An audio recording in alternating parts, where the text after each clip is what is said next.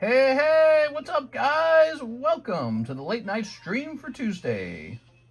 All right, let's get it set up.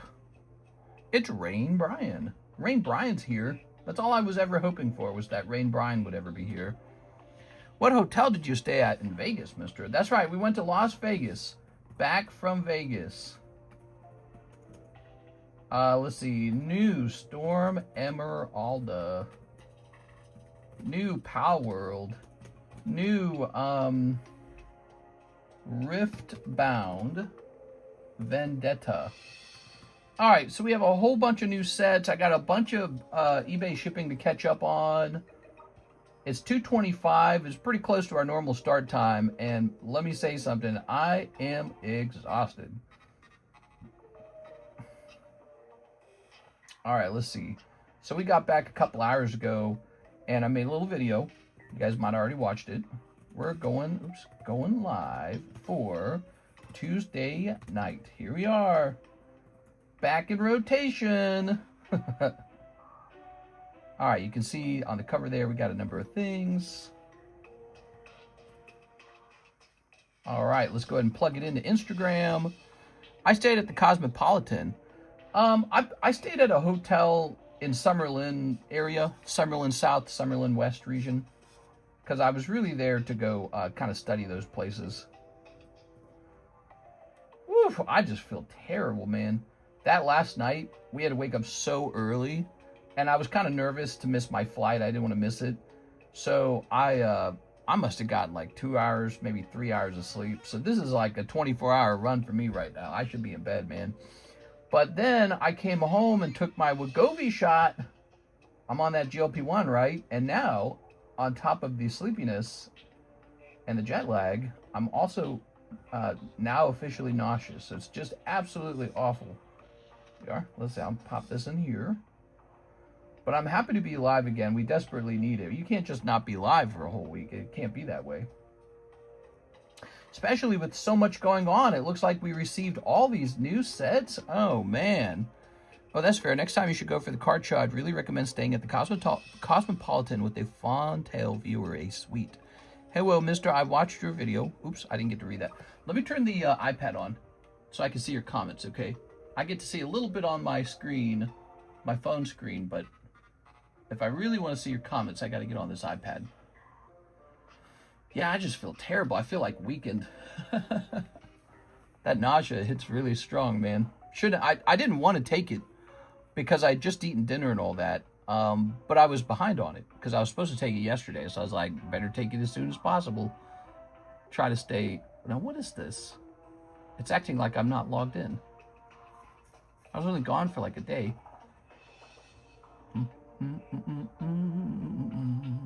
Ah, there it is. Okay, cool. All right, we're going to go ahead and pause this. Despite not being here, I made phenomenal sales. I think I made just around, I don't know, $10 or $12,000 in Pokemon card sales just on the internet, on like eBay. It's all eBay. So I got some eBay things to ship. I got some things to show off. We can talk about Las Vegas. We can talk about anything you want. But I've got a lot of catching up to do. I can already see that. I got a lot of catching up to do. Sweet, can I pick up my cards? What happened to Tyler with Fortnite? Tyler with Fortnite? I don't know. I'll send a video to Squared so you can see the beautiful view. Happy belated birthday weekend, Russ. Russ's birthday? Just got done watching your video. You sound frustrated. Oh, I'm so frustrated. I pretty much assumed that Missourians would vote for Missouri to be a no-tax state because it's like, who wouldn't want that? Who wouldn't want that? It's like you get to be someone. You get to be a state that matters. And I guess living in Missouri, I've always felt kind of held back, like I'm in a state that doesn't matter. But I've stayed here and I've built my business here, and I talk well of Missouri very often. For what? For nothing. I should have just moved already. I should have been in Tennessee already. And if I'd left, let's say 3 or 4 years ago to Tennessee, I could have already saved a ridiculous amount of money in sales. Here we are. anyways, yeah, I am frustrated. It's a sad thing that... So for those of you who didn't watch the video I put out, Missouri today had the vote on whether to be a no-tax state and overwhelmingly voted against it. So they voted to continue to be taxed. How? And, you know, so that's something we could talk about. We could talk about a lot of things. Why don't we go ahead and adjust the camera? Let's get things started, because I'd really like to get some cards open. That's one way to take the edge off. All right. So, first things first. Storm Emeralda and a fresh case of Palworld. What can you guys tell me about Palworld, by the way? Should I have even opened the case? You think I should have kept it sealed? Technically, it's still a sealed case because... you know, we haven't even opened one box from the case. It's not truly sealed, but it's all the original same booster boxes. Are people going nuts for these, or are they just doing all right? And then Storm Emeralda. Let's see how that set's doing, because either way, I need to charge about $12 a pack on these to make my money back and still make the let's say the normal amount of profit on it. Let's see what's going on here. Oh no, that's not as expensive. 12 is really expensive. All right, let's see. How about this? All right. Interesting. How about... Let's see. Let me try this. You know, I think I'm going to have to get a new... I'm going to have to get a new supplier. I'm going to have to do it. Because that guy, he didn't give me a price till the very end. And then he gave me a rip-off price. Hold on, let me mention it to him.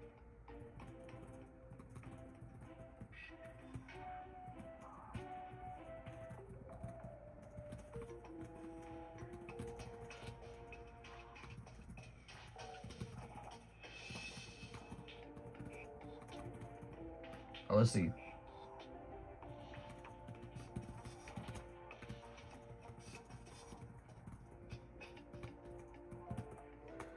All right.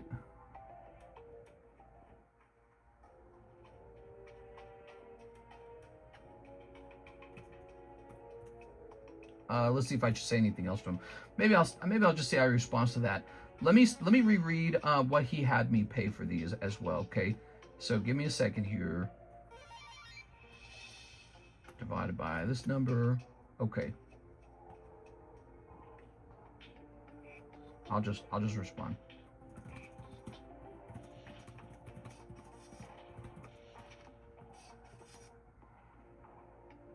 All right.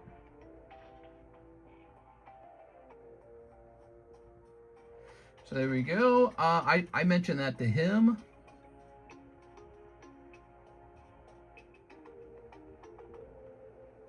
I won't say any more to him. I don't, you know, when it comes to getting suppliers, I don't think you can argue very much with them. Just do business. If you like their offer, you just do business with them. I'm going to have to go hunting for a different supplier, because this guy, I think he's just overcharging. Those Japanese guys, they can be greedy bastards, man. They can charge a lot. So what I'm going to do this time, I'm probably going to take a loss on Storm Emeralda, because we can't be priced so outrageously high that, you know, it's just unbelievable, right? But, so I think we were originally intending to do $12 a pack, which is pretty high. Instead, we're going to lower it to, let me think about it for a second here, guys. We're going to lower this to $9 a pack for now, right at release, and we'll just see how it goes. All right. Maybe if I'm... Oh, wait. It says here we were at $8 a pack on the pre-order list. Oh, okay, hold on. Okay, no. The price is fine. Why did I think 12? It's so weird. Okay, I'm talking out my ass. Hold on, guys. Our pre-order price...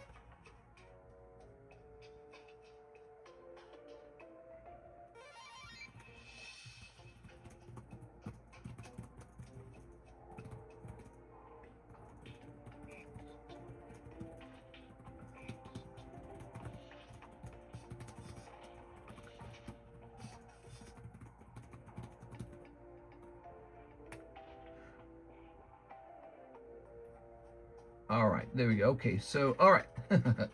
So we're actually going to stick to that. Our product is very fresh. It just came in. I know you guys like fresh product.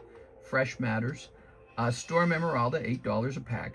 So, okay, so then we had it just about dead on what it was going to be. We're doing good. And let's go add it to the actual website now. So we got a lot of products we can add to the website.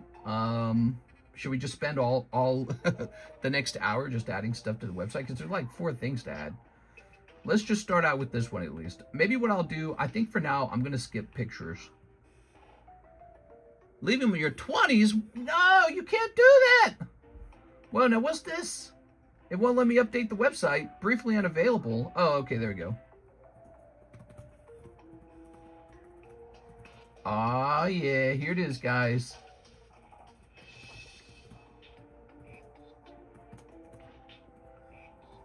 $30 packs per box. It is 30 packs per box, is it not?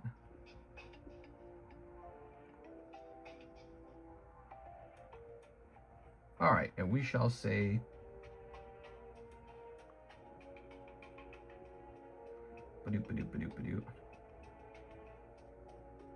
we'll say right over here. Okay. There we go.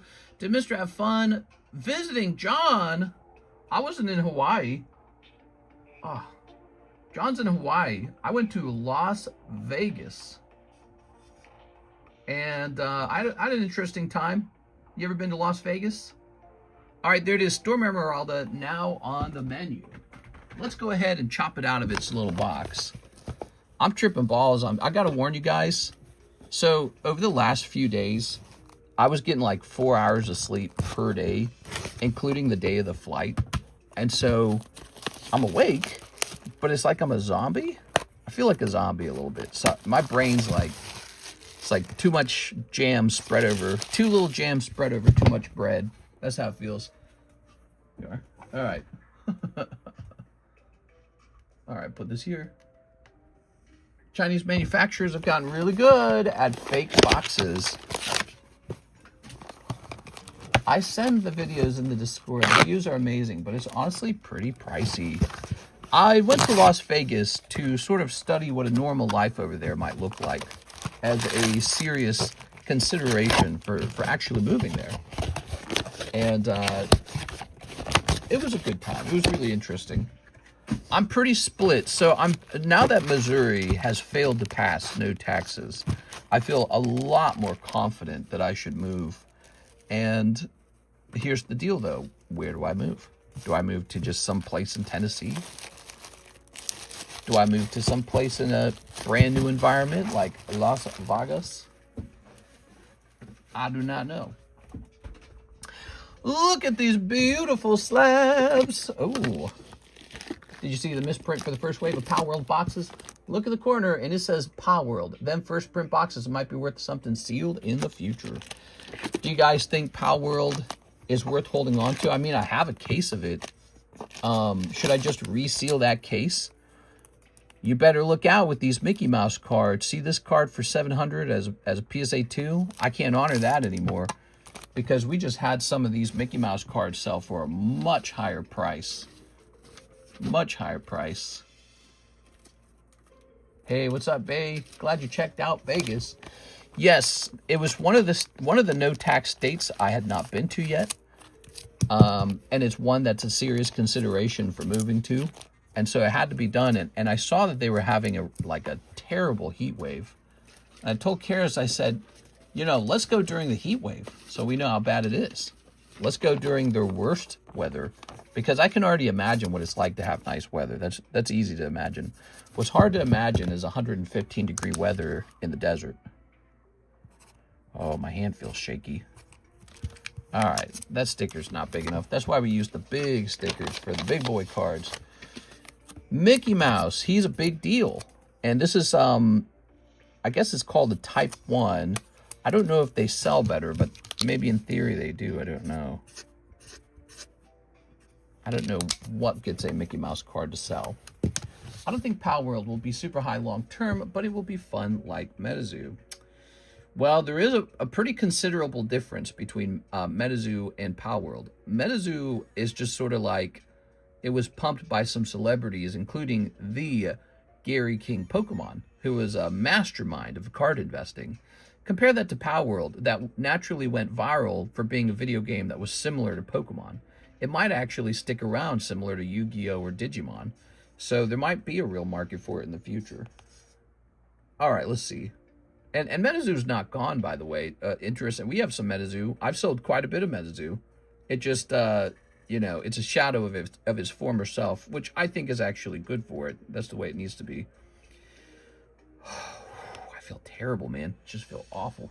How long do you think the 26 card market boom going to last before it crashes? That's a great question, man. No one knows. No one knows. Let's see.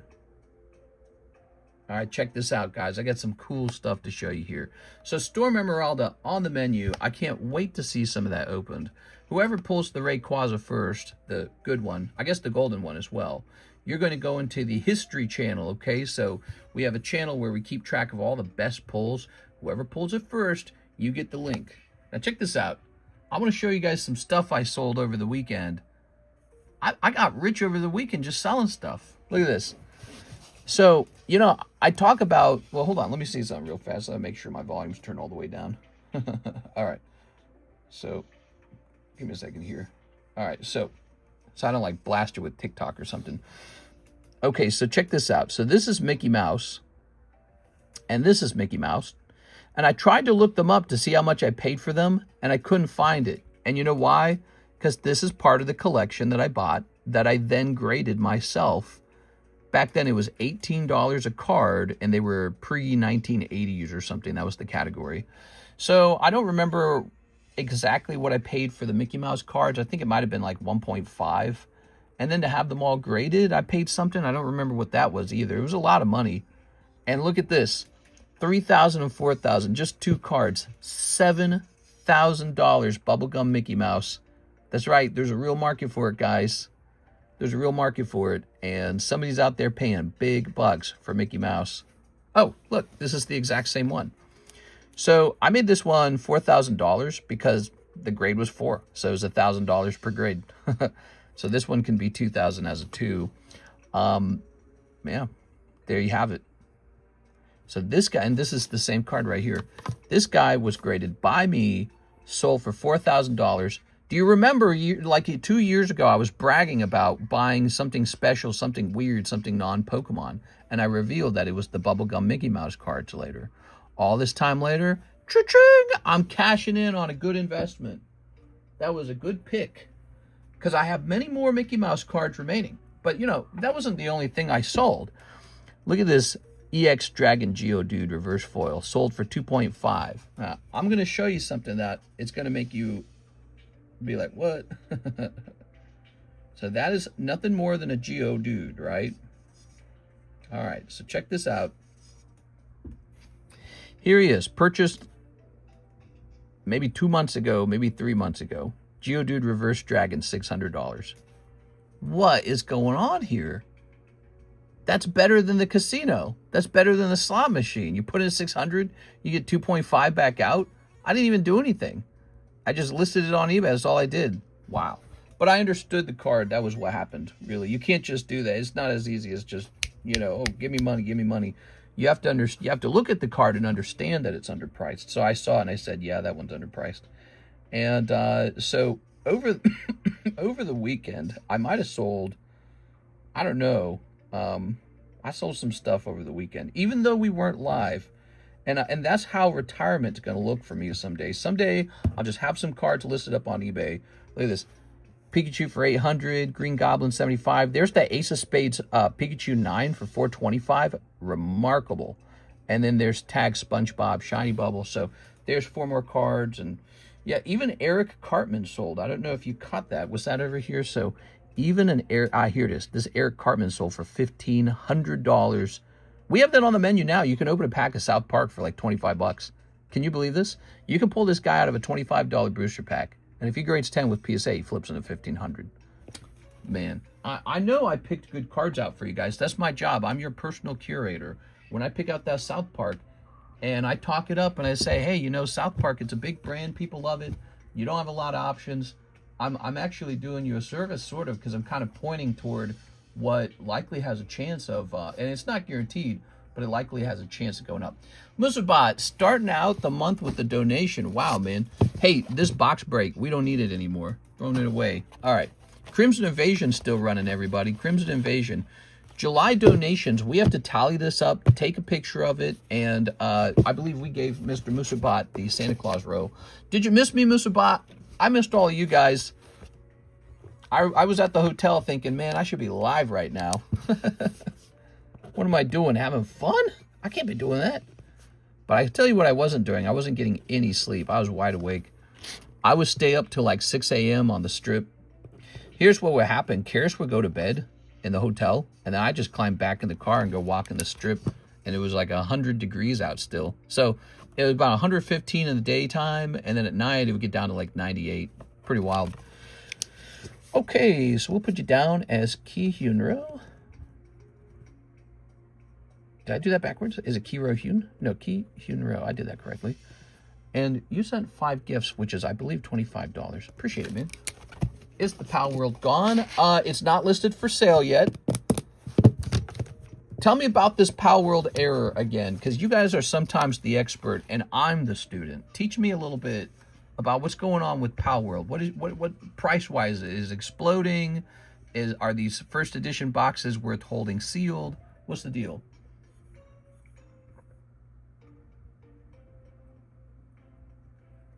What's your eBay username?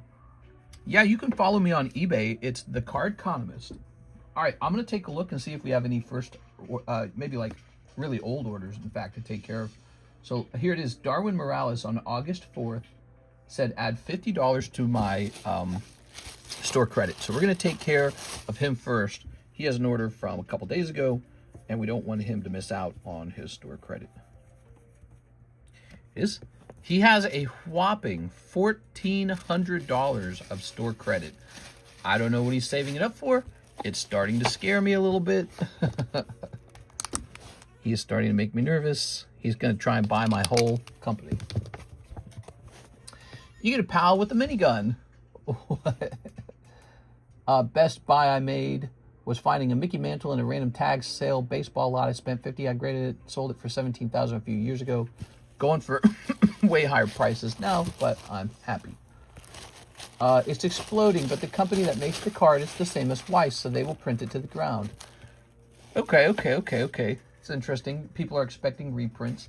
That's not guaranteed, of course. I mean, companies do understand that the idea of a collectible is that it does have to be rare. You know, it's not like rocket science that way. They know that if they print too much, they'll dilute it. Over here, I can see we paid Miss Alexis a lot of money. So she sent me all her hours, and she just got paid. Here's Devil Hunter. Here's Stay With Me. That's a consignment card. Here's Duraludon. Man, don't mind me. I'm feeling crushed right now, man. My mind, it's like everything's wrong. My brain's slow. My eyes hurt. I am feeling pretty ready for bedtime. Here's Grant J. Kwan, $300 to slab away. It's a good idea to keep up with your slab away, guys. We are very strictly applying the slab away rules now.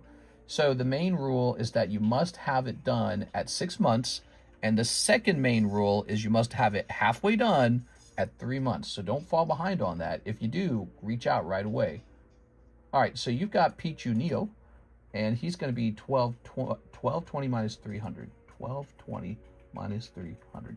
920 remains. All right, there we go. Okay. Cool. So we added Japanese Storm Emeralda, and we need to add the other new products as well. We've got a lot of new products. Here's an order from August 1st. David Moraes, 1 Impel Marvel, 4 Gem 4s. I'd like to complete the trade. 1 Teenage Mutant Ninja pack for the Destroyed tag before shipping. Trying to ship. Also have a SpongeBob slab there. Do I accept the trade?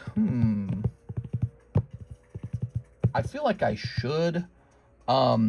It's crazy though. I'm actually so exhausted. I don't want to run up and down the stairs. Let me just write this note down. David Moraes, Lord of the Ring slab. is now mine. I'll accept the trade. I know it's hard to move those Lord of the Rings slabs, but I actually also know it's from 2004. It's a square cut card.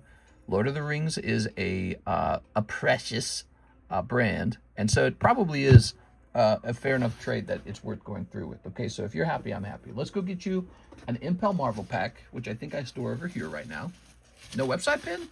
I probably did not pin the website, Miss Tammy. It's Tammy. Hey, Tammy, how are you tonight? Tammy, I got to touch some girls' boobies. What do you think of that? Let's see. That was kind of cool. I was in Las Vegas touching some stripper's boobs.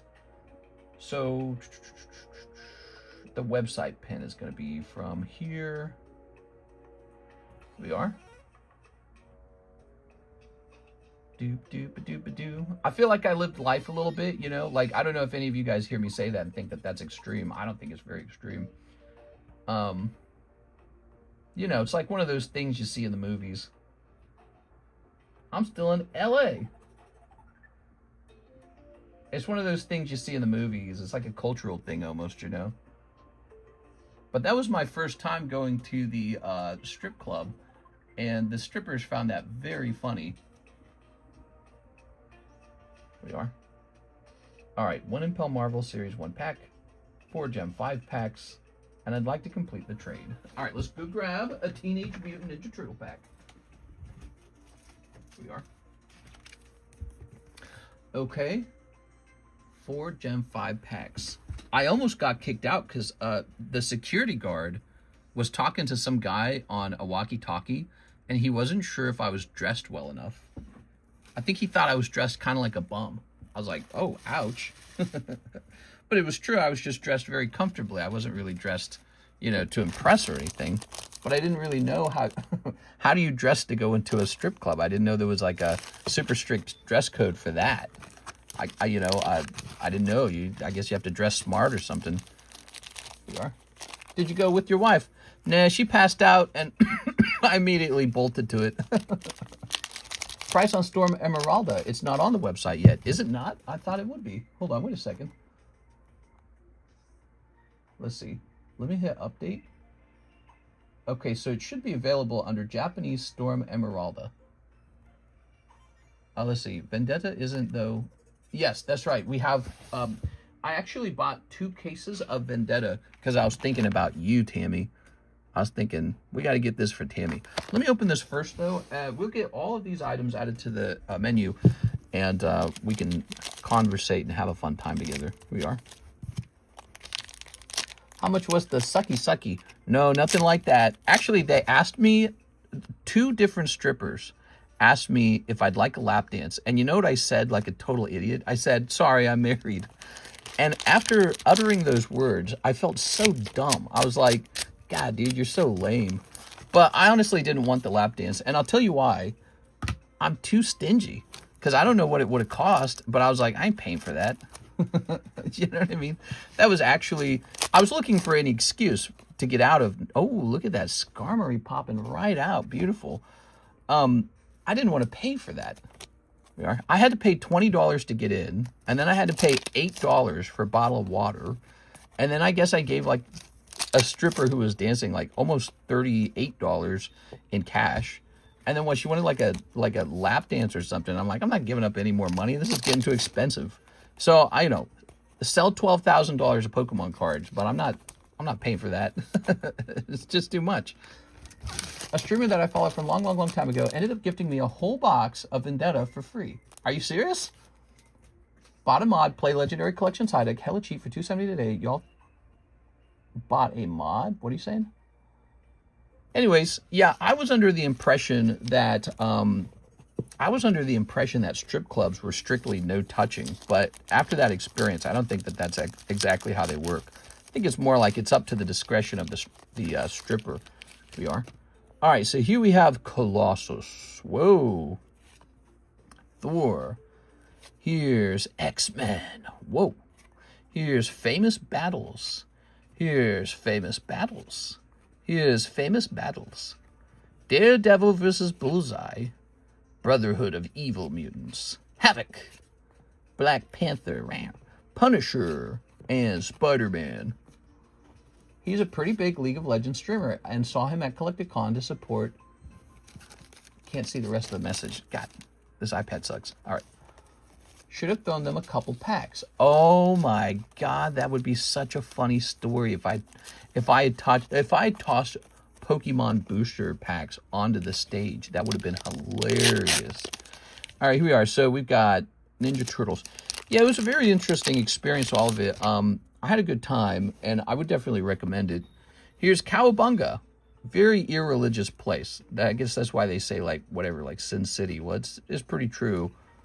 It feels, it's so focused on gambling. It's kind of crazy. Every single building has some kind of gambling machine in it, and you're like, oh, Jesus, dude. Who's going to the gas station to gamble? There's all these other ways to gamble. You can go to the gas station. The airport, just wall-to-wall gambling machines. Like, oh, no, dude. Donatello, way with machines. Shredder's technique. Here's Soul Ring. So this is what you traded me for the Lord of the Rings slab. Fast Forward, Vanquish the Horde, and woo, Trouble in Pairs. That looks really cool, man. Great pull. That was a good booster pack. I think you made a good trade. And here's Toka Razar, Terrible Twos. Hey, mister, sorry about the vote going south. You know, it would have stung either way if it had lost. But what stings the worst is it wasn't even close. Like, it wasn't like 48-52 or something like that, where it's like you see some Missourians wanting to be tax-free. And no, it was like 83-17. And so I'm so out of here, dude. What does Missouri have? It doesn't have anything. It has one thing. It's an affordable place to live. And it could have been a no-tax state and an affordable place to live. That would have been maybe a real reason to stick around. Now that it's just a place where nothing really matters, you know what I mean? Like, there are places where they build stuff, and it's a place that matters. Missouri, it was that way at one point in its history. Early on during the World's Fair, that time period, Missouri was, I think there was a point where it was larger than Chicago, in fact, or projected to be larger than Chicago, but it didn't turn out that way. And now it's just like, what am I doing here? All right, but I'm going down a rant. Be careful. I do rant. So that's David Moray's. I don't bite, though, so that's nice. How much is shipping? $9 in the United States, no matter how little or how much you have. So you can buy like 20 pounds of cards and ship it all for $9. If you're international, it's sort of like, it depends on how much it weighs. All right. Mister, sorry about the vote. There's our slot machines in the grocery stores. It's so weird. Yeah. Yeah, it is weird. I've never had any kind of gambling problem, perhaps beyond Pokemon cards. But, you know, and I open responsibly. But, yeah, I guess some people really like to gamble. They really like it. Yeah, I kind of thought about it. I thought, what if I was a really rich guy? So maybe I would gamble. Maybe if I had so much money that I was ready to throw some of it away, maybe I'd throw it away in Vegas. And, you know, you forget about that perspective. Because I grew up in poverty, and it's like, how do you get out of poverty, right? Well, not by gambling. So you take a really hard stance against gambling. Well, there's people who had a more normal life, and they just got money, and it's like, maybe they're just trying to have some weekend fun. They almost certainly are. I saw them there. All these people, it was very glitzy. They're all dressed up and playing poker, By the way, a lot of people playing poker and blackjack, and there was a card game called War, which I'm wondering if that was the same card game I played as a kid. And there was Baccarat, and there was something that was like Asian, and I didn't know what it was. It reinforces my belief that the poker cards are very relevant collectibles for Pokemon, right? These guys right here. You know, I was talking to Karis about that. I said, what if we were in Las Vegas selling these? I said, what if I was at a Las Vegas booth selling poker Pokemon? I mean, it's very much alive, the use of playing cards, and it's still a sexy, glitzy thing. All right, Team Rocket Grunt. Can you put the Sandshrew I won in the Poke Shuffles into consignment? Let me get one live. So he did this 2 days ago. The Sandshrew that he won. Where is the sand shrew, though? Is it just over here? Let me see if it's just over here, okay?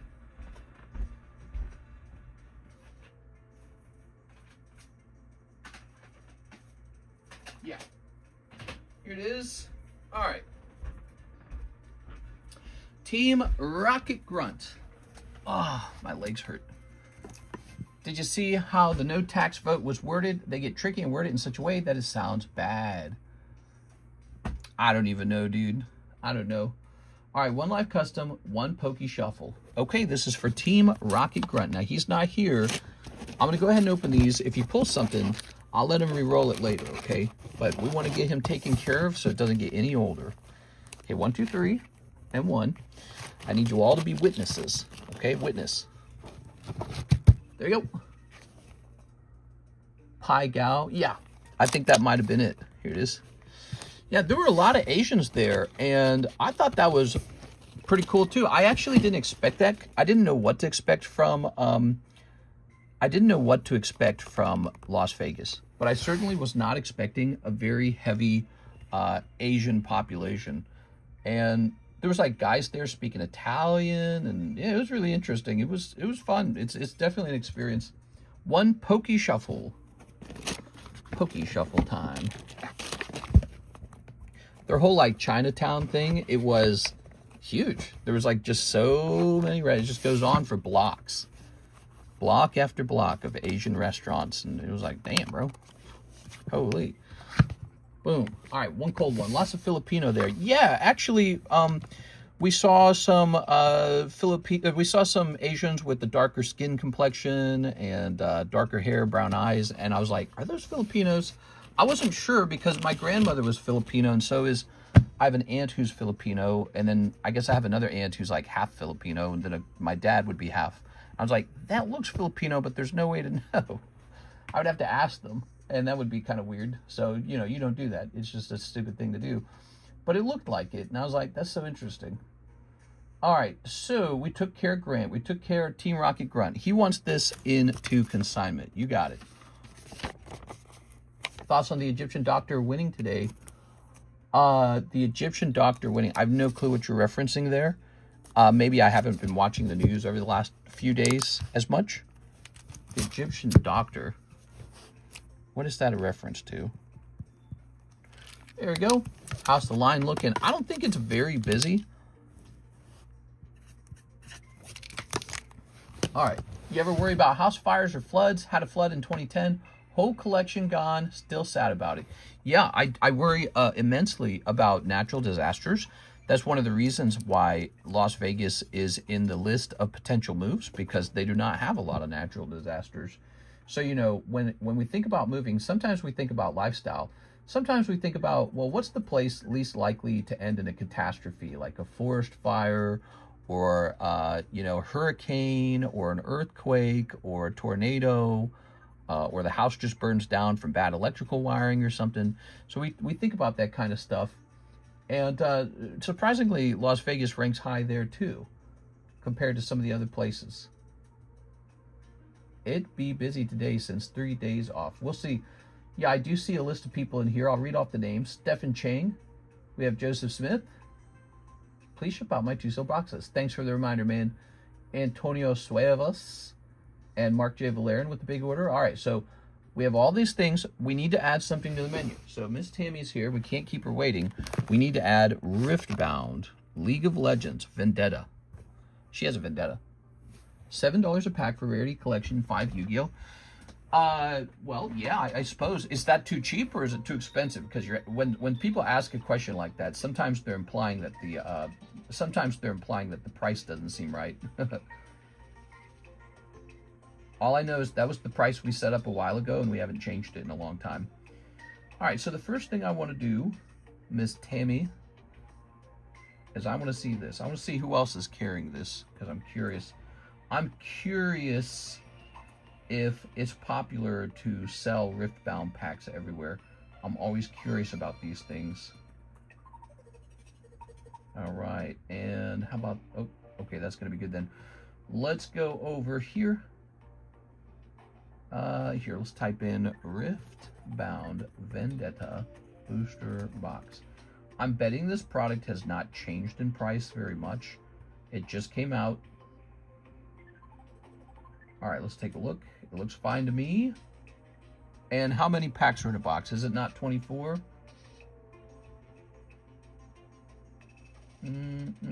Yes, 24 packs per box. Okay.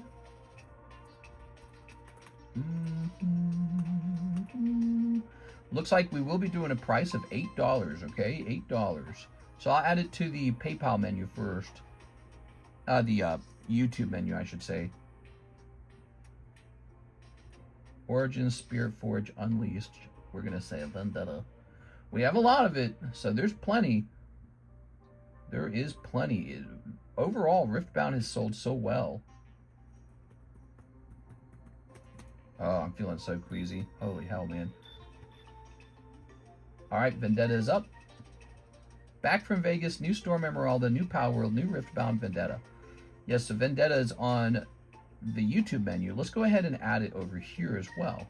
We're going to choose English, Riftbound, Vendetta. English, Riftbound, Vendetta. 24 packs per box. We're going to say $8. So we're adding this to the menu. We're not going to set a product image. We might do that a little bit later.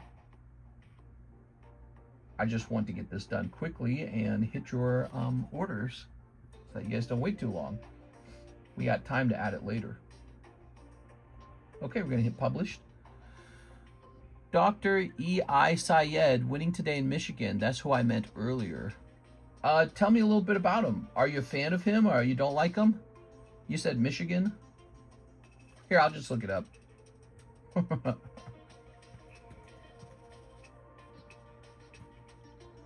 Abdul El, is it El Syed? And he says, Director of Department of Health, candidate for governor of Michigan. Michigan's tense Democratic Senate race poses a big test for a divided party.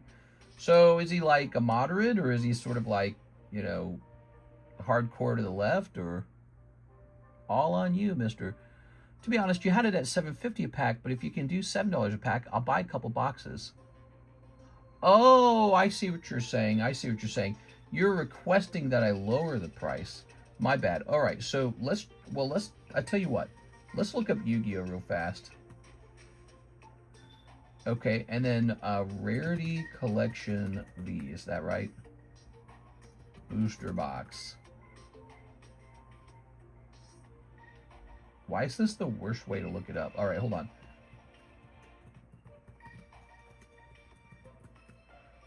Collection 5 booster box.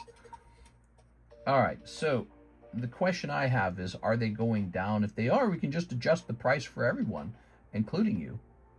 That would be nice, wouldn't it be? Sorry, again, my brain is toast, guys.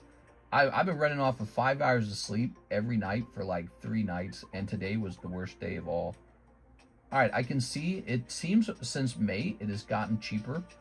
And you're offering how much to reduce it down to $7? I'm going to reduce it for everyone to $7. And if you'd like some, I'd be happy to open for you. Yeah, I feel like I'm basically drunk. Like, what the hell?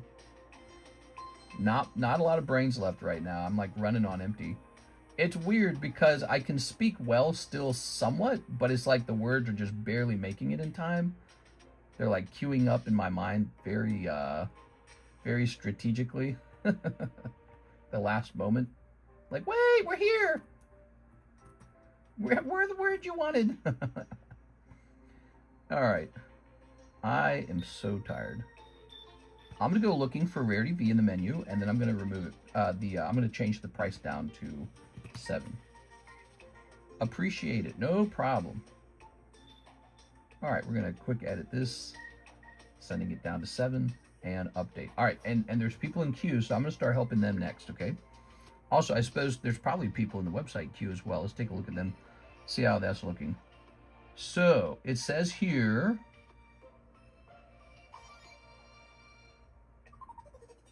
What's this? Chris Gonzalez, Poke Shuffle Sniper Gang. Did we actually service that one? I think we did.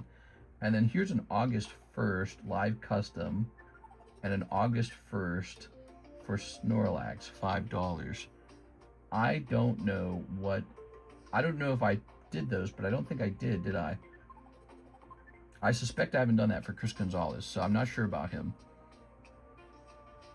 All right, Stephen Chang is next. Can I get 4 packs of Storm Emeralda? Yes, sir. I'm saluting you right now. Appreciate the order, man. Sorry for the wait, guys. Yes, we had these new products hitting the store, and we got to get them uploaded a little bit, and it just takes a little while. All right, that's why we stream 2 times a day. It helps me get everything done, actually. 1, 2, 3, 4. Boop, boop, boop, boop, boop. 5 hours is like my normal night. I would say I normally get about 7. Here we are. What else did you do in Vegas? House shopping? Yeah. Well, I'll tell you something that made me really stressed, actually, and you're gonna laugh at me a little bit. Originally, we were supposed to go out Friday night.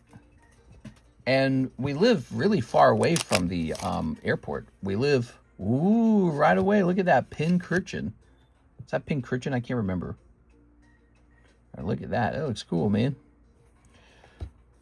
Don't forget this. This is my first time seeing this. You might have watched a lot of content already of people looking at the cards, but this is my first time opening these.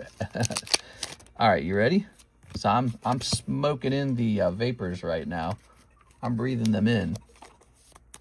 Here's a nice Arcanine. It's in the Google Docs. We are. All right. So I was pretty disappointed because we were supposed to go Saturday night. And we drove about an hour and a half to get to the airport because Lake of the Ozarks doesn't have an airport. How nice is that? That's another reason to move right there. A little Groudon. Those are some good hollows. We drove an hour and a half to the airport. And then I go to the TSA screening, and I don't have my wallet. So I have no ID. I left my wallet at home. Hour and a half drive away. That means it would be a 3-hour round trip to go pick up the wallet. So, yep, that was really bad. Then TSA told me, well, we can let you on the plane without, an identification, but you have to answer a series of questions, which I then promptly failed. So they turned me away, and we missed our flight. It was a gigantic loss, actually. It was a gigantic financial loss. And it was, like, devastating. I'd never lost so much money so fast as missing the plane. And here's the funny part. I'm the anal one in the relationship. I'm the one who goes crazy about, did you get all your stuff? Did you get all your stuff? Did you get all your stuff? They're not going to let you on the plane if you don't have your ID. I left the ID behind like a buffoon. Which probably Karis was pretty happy it wasn't her, but... what was the questions? Yeah, so they needed to ask me identification questions. I think there were only 3 of them, and I failed. So one of them was, what is your eye color? And I wasn't sure, because my eyes kind of look blue, but they kind of look green. I call them gray, but the options were only blue and green. So I chose blue, and the answer was green. So, okay, the government knows my eyes are green or something. And so I failed that one. I don't know the color of my own eyes. And then the next question was, what's the color of your vehicle? And they gave me 3 colors that are not the color of my vehicle. And so they named the vehicle correctly, but not the colors. My vehicle is white, and they gave me red, black, and silver. And I was tempted to go with silver, but my gut told me it would have been a fail. So I just told them, look, my vehicle is white. Like, I wasn't sure if it was a trick question or something. Like if it was supposed to be none of the above. So I just told them the truth. I told them, well, my vehicle's white. And that was it. They're like, you failed. Can't let you on the plane. How about that? And so I'm confident what happened is the Toyota dealer, they did not mark down the correct color of the vehicle when they sold it to me. And the government somehow has that information. So we didn't know it when we were buying our Toyota, but we were signing paperwork that would later screw us. Yeah, it was pretty sad. All right, let me have a sip.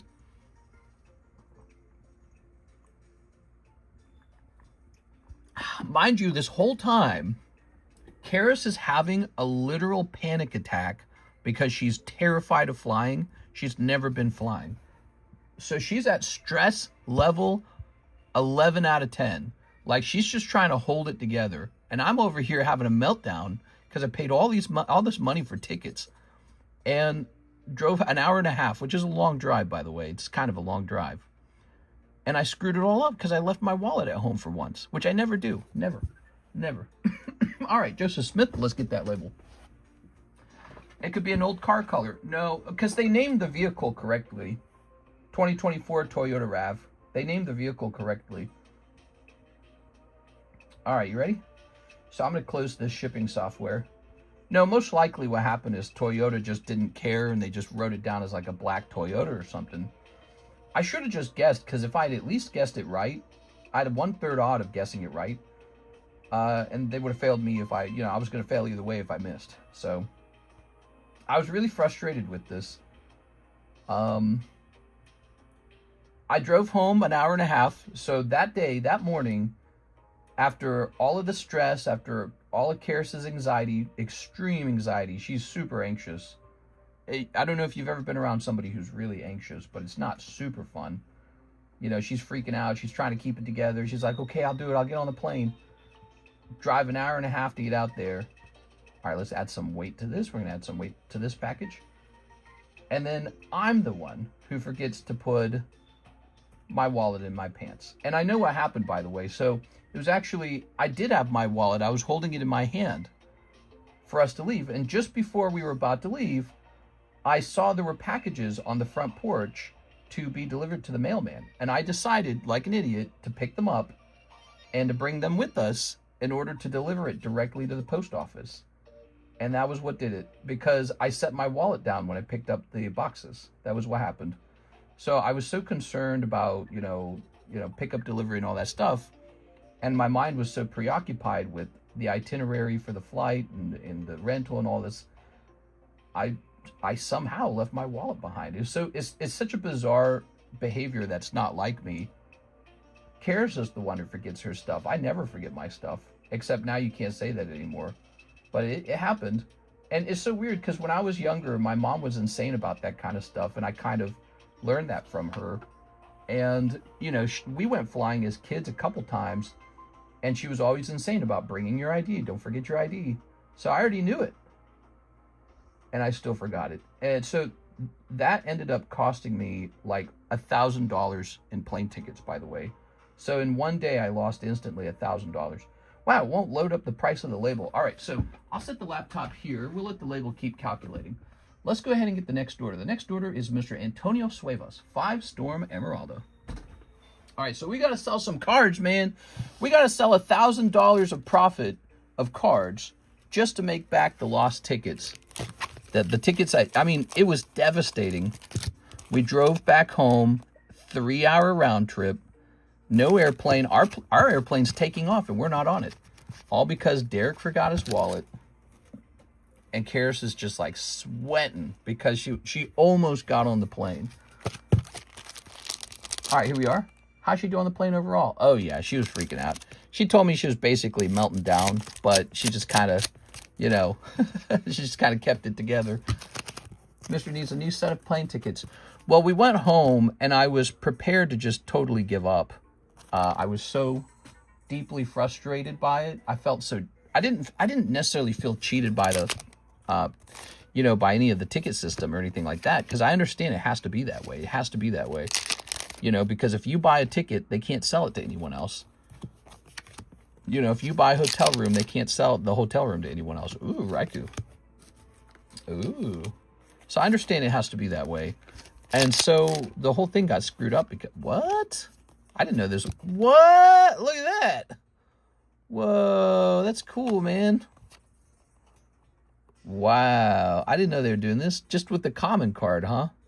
That is so cool. Here, I'll give this to you. The thing is, one of two things will happen in play. You land or you die. Yeah, so why be stressed about it? Yeah, so anyways, we drove back home. I was ready to give up.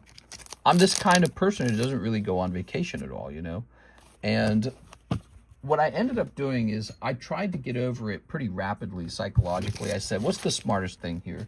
So the smartest thing is you need to get back out there and complete this so that you can understand if it's worth living there. So, if I wasn't feeling so depressed and frustrated and sad about what happened, what would I really do? Well, I'd go back out there anyways. So yeah, I ended up getting another set of tickets, and it cost $1,000. So I lost $1,000, right? And that was it. And we pushed the return date forward by Tuesday.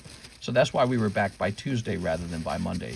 So not only did I lose the plane ticket, I lost Monday. So I didn't get to work on Monday. And that's not good either. It's actually pretty expensive when I don't work. Go grab this. Blech. Someone had a panic attack so bad at my plane once, we almost had to land. Really? I was sitting next to this guy and his wife, and I was on the, it was a 3-seat row, right? And he was doing like the sign of the cross the whole time. Like when we took off, he was like doing the sign of the cross. I was like, all right. I love all that stuff. I love aviation. Love it to death. Super cool. It's like one of the things I'm passionate about, science and engineering and physics. I love that stuff. It's like a human miracle almost. And when you're in the clouds, that's like the closest you get to literal heaven, right? Did you need a new bag? Oh, he said I need a new bag, and I didn't get him a new bag. All right, let me get you a new bag. He needs a new bag. What's wrong with the sign of the cross? Oh, nothing. I just found it very funny when he did it. I was like, Jesus ain't saving you if one of those engines goes out. You know what I mean? It's like you better pray that the pilot does a really good job.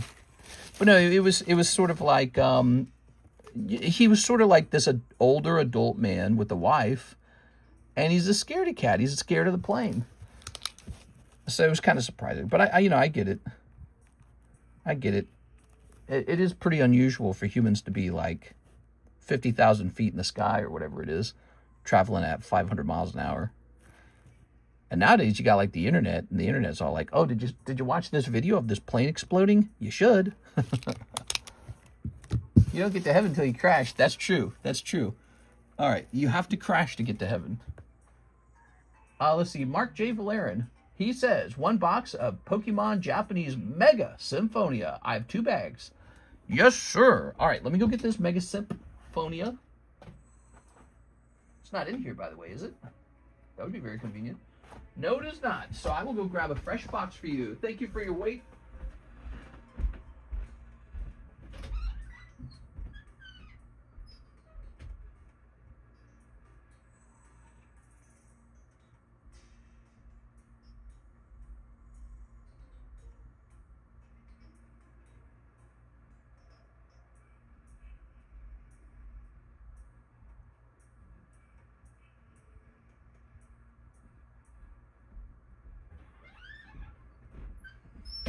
Oh, yeah.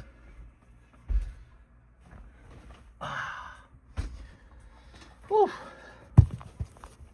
What's your guys' worst plane stories you've had happen? I'm so glad you asked, because this plane trip was the worst one. Sorry. I've been on a plane 4 times, 3 times when I was younger. We went to Washington, D.C., we went to Mexico, and we went to Florida. And none of that was super memorable. All I remember is you get really bored at the airplane place. Or the airport. So this time around, it's 2026. And Mr. Cardconomist is all grown up. And what does that mean? I got a fat ass. I'm bigger now. I'm overweight, so I climb into the seats, and it's like, all right, kind of small, right? But that's all right. I'm not like my 600 pounds obese, but the guy next to me is. So I get put into this 3-row seating situation, and it's the longest flight. So I had 2 flights, right? Connecting flight. I'm sitting next to this huge guy with his belly sticking out of his shirt. His legs are like, he's tall too. That's what's crazy. His legs are touching the other seat, and he's just seated like normal. And he's just humongous. He doesn't belong there. His fat is pouring over the armrest into my seat. And I don't want to touch him because he's like 1,000 degrees. And I'm 1,000 degrees. I'm a naturally hot person. So he's like 1,000 degrees, and I'm 1,000 degrees. And his fat's going to touch my fat. It was horrible. And at first, this guy tried to keep his leg out of my leg area. And, You know, when a person gets really fat, it's like their arms like hang off of their sides like they're Pac-Man or something. He had that situation going on, right? This was a big fat guy, like really fat. And they need to have like class 3 obesity seats on a plane and just charge him more money or something. I don't know. But he couldn't buckle his belt, obviously. And so he just sitting there unbuckled with his arm in my area, because at first he really tries not to be in my area, but you can tell, like, it was a long flight, right? Like, it was almost 3 hours at one point. He's getting like bed sores because he's too big and the chair's too small, and he has to weigh like 400 or something. I don't know what he weighed, but he had to weigh like 400. And you could tell he gives up at some point, and he just fully rests his arm on me, his fat, and his right side leg just goes completely into my area, because this guy's having extreme pain. You know, he keeps shifting around. He's like, you know, and I'm finally just smothered in this giant obese man. He's wearing like bright orange, by the way. Why is he wearing orange? And his shirt doesn't cover his belly. It's so gross. And he does smell. He has a bit of a smell. I felt, and by the way, so I'm getting sore too, because I'm forced to take my whole body. I'm already not skinny anymore, but I'm not huge. But I'm like forced to like crush my whole body to the side for him like this. And so I'm like pushing into the other person's side of this seat. It's a lady, a little old lady there. And you can tell she does not want any physical contact at all. And I'm just getting crushed. And then I start to get sore because I can't shift around in my seat at all because of this dude. And I get about half of my seat. I was so outraged because by the time we landed, it was a long flight. By the time we landed, I was so sore. I was like out of breath. I was so sore from trying to cram my body together so that this guy could take a seat and a half. It was so unfair. I paid the full ticket price, but he got half of my seat. It didn't make any sense. And I'm looking over at Karis, and she's very thin, and she's sitting in a middle row as well. You know, like two people, one on each of her sides. They're both skinny, so they're all having a great time over there. They're all fitting perfectly in their seats like you're supposed to. And I'm just getting crushed by this guy who shouldn't. There's got to be like an obesity chair or something. There has to be. I would never want to sit next to that guy again. He had a smell. He smelled like ass. Probably because he cannot properly wipe. And the arm thing where his arms are like resting on his fat, and so he can't tuck his arms in. It was so bad. I felt cheated, and it was quite literally the worst airplane flight I'd ever experienced. Again, I'm bigger too now, so I fit into the seat, you know. But I don't spill over like he does, but I want my seat. I want all of the space of the seat to belong to me. Anyways, I'm not trying to beat up on you guys if you're overweight or anything, but I'm just saying it's unreasonable to get to use a seat and a half if you're only paying for one seat. He paid for one seat. I paid the full price for my seat. Why am I sharing it with him? So if he needs a seat and a half, and I think he does, because I think he was in major pain. I think he didn't want to touch me either, I'm pretty sure. But he had to, because he just kind of had so many bed sores by near the end of the flight. He just kind of sighed and gave up because he was in so much pain. You could see it. He kept like trying to stand up, but it's like he couldn't stand up either, or you couldn't like stretch at all. He was tall. I told you that earlier. He's tall as well. So it's like he was tall and very obese. And the chairs are designed for like normal little sized people. They need a solution for that. I think it's first class seating, but he didn't want to pay for it. First class seating, he would have been fine probably. This was a hilarious story time. Yeah, so Karis saw it too. If she was in the room, she'd tell you guys. She'd back me up. He was huge. Just this really big guy. And would it hurt you if you just, doused yourself in body deodorant or something too? It's like, why do you got to smell on top of it? It's like, you don't care if you smell. Yeah. Dressed the way he is. It's like dress, clothes coming off. Fat people on planes is nothing new. I have heard people complain about fat people on planes before. I've heard that before. I've never truly experienced it. And so this occurred to me on the flight into Vegas. And on the flight back from Vegas, I only got like normal shaped people next to me, and it was just lovely. Lovely. It was fine. It was fine, and it was easy. We are. Considering she used to buy 2 seats, and you're saying this story, it makes me wonder if she just bought 2 seats out of courtesy because she knew she was big. Oh, you're talking about somebody you knew who was kind of big and she would buy 2 seats. Quantity coding, needing some coding, I believe. Gave random quantities and such after putting a new item in the cart. Oh, hey, mister, I tried to order off the website, but the balance in the checkout was completely off, almost broken. Wanted to order 2 boxes of Yu-Gi-Oh! V, 3 Final Fantasy Legacy C, and 3 Final Fantasy Opus, 600 plus in the checkout. Interesting, interesting. You're saying that that wasn't right, huh? That was your punishment for making the waifu stress out about flying 2 days in a row. Quantity coding needs some coding, I believe. Interesting. Okay, thank you for the report, Alex. Can you try just testing buying one of those items at a time? This is why I think card shows and others need to give out free deodorant samples like they do at Costco. He was, you know, he was a pretty severe level of obesity. He's like, you know, I don't know how long he is for this earth.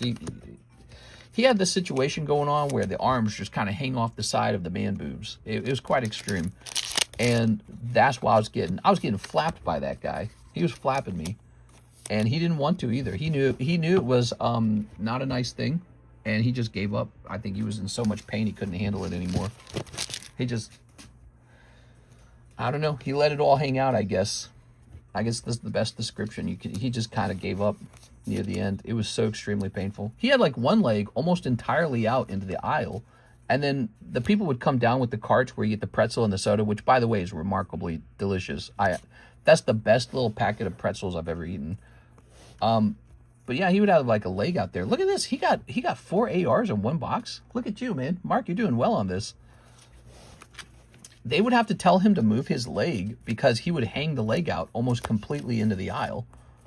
We are? All right. And then the moment they were gone, he just moved his leg back into the aisle. He was dying. All right, we got baggie number 1 for Mark. And baggie number 2 for Mark. Looks good. The small packs are better than the large bags from Costco. Oh, the little packs you get on the flight. Yeah. We are. So that was the flights. The flights are always a memorable part, I guess. Especially, I hadn't flown for like 17 years.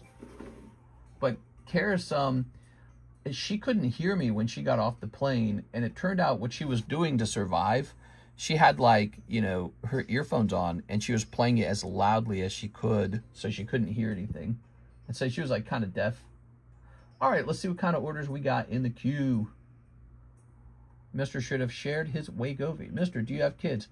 I currently do not have kids. I was planning on having kids by now, but Karis she has trouble getting pregnant. So she's doing IVF right now, and she's doing a round of IVF right now, in fact. So, as soon as this Friday, she'll drive off to see the doctor. Small packs are always better. 10 out of 10 pretzels. All right, so now we have an order from Mr. Kyle Burns, and then right after that, Miss Tammy. Kyle Burns, he says 10 of the Japanese Storm Emeralda.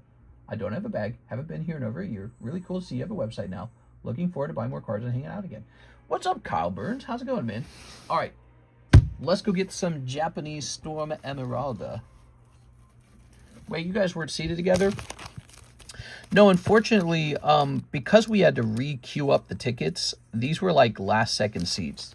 1, 2, 3, 4, 5, 6, 7, 8, 9, 10. On the return flight, we were seated together, and it was like heaven. It was so easy. So easy, because, you don't mind touching each other when you're actually, together. You don't want to touch a stranger. You get the ick. Here goes. Mr. Kyle. There we are.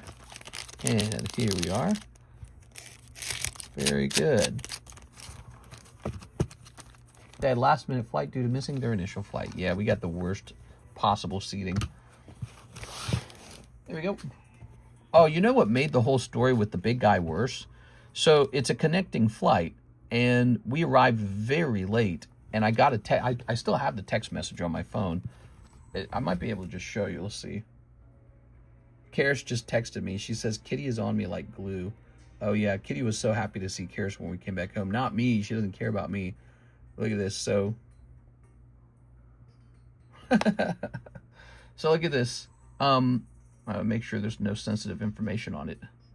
It says, take a deep breath. We're holding your next flight for a few extra minutes. Wow. And so we arrive in the Denver airport, which is absolutely massive. The Denver airport appears to be the biggest one I've ever gone to, other than maybe the Vegas airport was kind of decently sized too. I mean, they're all big, right? But the Denver one seemed to be unusually large. And we were running. And so was a couple other people trying to make it to that exact same flight. We were running to get to the flight. And so when we get on, everyone's sitting on the plane impatiently, and we're both drenched in sweat because we had to run from one side of the airplane, at the airport, to the other side. It was actually really far away, the terminal was. It was really, really, really far away. It took forever to get to it, and we ran the whole time. So by the time I sit down with Mr. Humongous and the older woman next to me, I'm heaving, I'm hoeing, I'm sweating my balls off. And it's so hot in that little plane. It's just, you know, I guess that's just how airplanes are in the summer, right? It was really terrible. It was a very bad experience, I will say. No, wait a second. I thought we already pulled this. How common is this? Maybe this is pretty common, actually. Okay, we can get the other side of that. Running through DIA is the worst. What a blank show, LMFAO. Yeah, and you saw the text. So we arrived quite late, and it warns us they're going to hold the plane for a few more minutes. And we just got off the first plane, and we're like, you know, all dizzy and tired. And so we're dashing to get to the other side, and we're like, damn, dude, we're going to miss this plane. Because it was actually very late. It was like 30 minutes late. We are. Ooh, very nice. And so we were worried we were just going to get rescheduled or something. And the vacation, if you want to call it that, just kept getting worse and worse. But we made it on because we ran. And when we arrived in the terminal, there wasn't a single other person there except for the person keeping the door open for us. And they check us in right away and shove us in the plane, and there we go. We were the last ones on. We are. All right. Thank you so much. Kyle Burns, welcome back. I remember you. Kyle Burns. Okay. Yeah, we're still going strong, Mr. Kyle. There it is. The stadiums are common. Let's see. Did you hear the story about PSA upcharging this guy for $18,000 to grade his card? Wild to me if true. Damn, dude. Yeah. Snorlax went off is in the breaks history. Oh, we should show the breaks off. You know, we love table breaks, so let me show those off. We've got, so this is Pikachu Go gift. It's a promo. So here's a chance, a 1 in 5 odds to pull a promo Pikachu. I think that one's good. Poker Bowser. I was just in Las Vegas. People play a lot of poker. Poker's relevant. Blackjack. Other things. I'm actually, after visiting Las Vegas, I'm more convinced that playing cards are a potential collectible that go up in value over time. Here's the trade break. Here is the free first-time order, which we shall now give to Kyle Burns. Kyle said that he hasn't been here for like a year, right? Well, you get the free first-time order, then it's you, man. Good job. Good thing we went through that, because I forgot we had that there. Oh, here we are. Oh, we got the One Piece break and the Tyranitar break running. Okay, these are both really solid. This is a promo, and this is super rare. This is the consignment break for Master Chief Hardlight. It's a PSA 9. I think it's a fine card, very hard to pull. Yeah, the Master Chief remake, or whatever it is, Halo 1. This is so good. It's very expensive to get in. You could do a $30 gym break for a spot in this Charizard, by the way. All right, Kyle, let's get you in the key box. The poker cards are going to go to the moon. They're still super slept on. Website is fine. Had some glitches on my end. Yeah, I was kind of wondering about that, you know, because I hadn't experienced that as a problem on the website before. So I was going to try and, you know, talk you into playing around with it a little bit. Let's see. Next up, we have Miss Tammy. You ready, Tammy? Tammy Schlammy. She needs 12 of the Riftbound Vendetta and 12 of the Emeralda pre-order. Okay, shouldn't say pre-order, so let's go and fix that real fast. It was an in-person same-day grading service, too. Their $18,000 insurance upcharge for the 10s. Yeah. Was it actually graded to be worth that much that the upcharge could be $18,000? I mean, doesn't that sort of imply he got maybe like $1 million card or something like that? It's got to be a lot. I mean, if the insurance is like 3% the value of the card or something like that, he must be doing quite well or something. I don't know. There's $1 million cards out there. Just a reminder, there are cards out there worth $1 million or more. And to properly insure those, you need to take about 3% of the value of the card. That's how insurance works.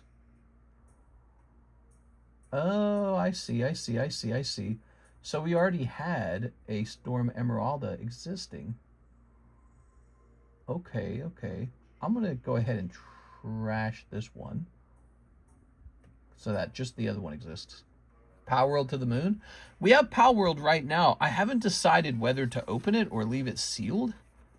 It is? What do you guys think? Obviously, it would be fun to open it, but what I could do is I could just go put this into storage and wait and see if it goes up a lot. Where's the typo? Someone said there's a typo on the first print wave. Is that right? Bushi Road. Palworld, official card game. Don't open it. It's an error box.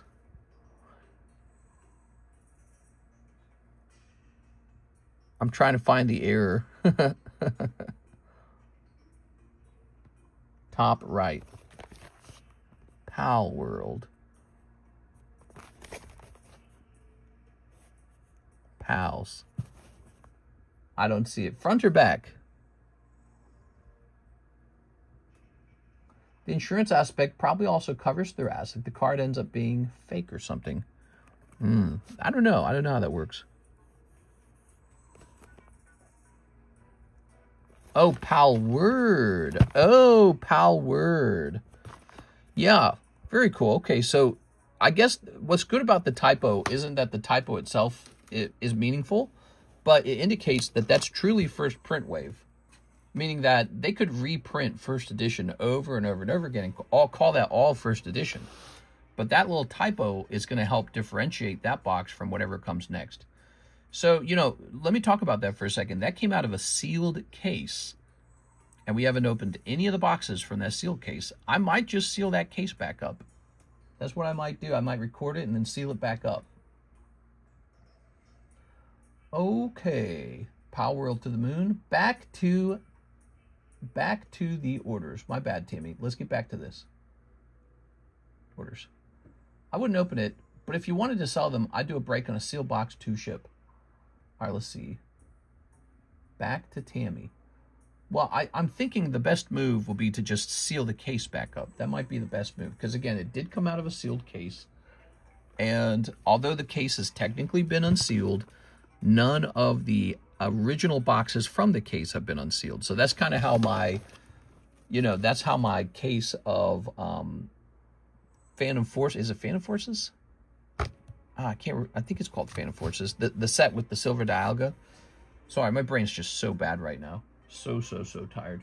So 12 Riftbound Vendetta. That's how my case of Phantom Forces is. I did open it just to confirm it wasn't fake. Because the guy who sold it to me so cheap that I almost didn't believe it. So I opened it just to confirm the boxes were real, and they were. And then I taped it back up. Here we are.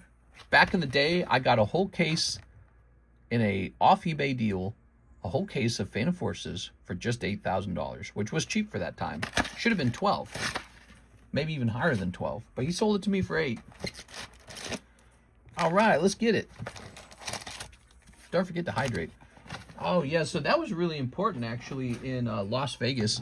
On that first night, we went to a yakitori Japanese restaurant with the little meat sticks.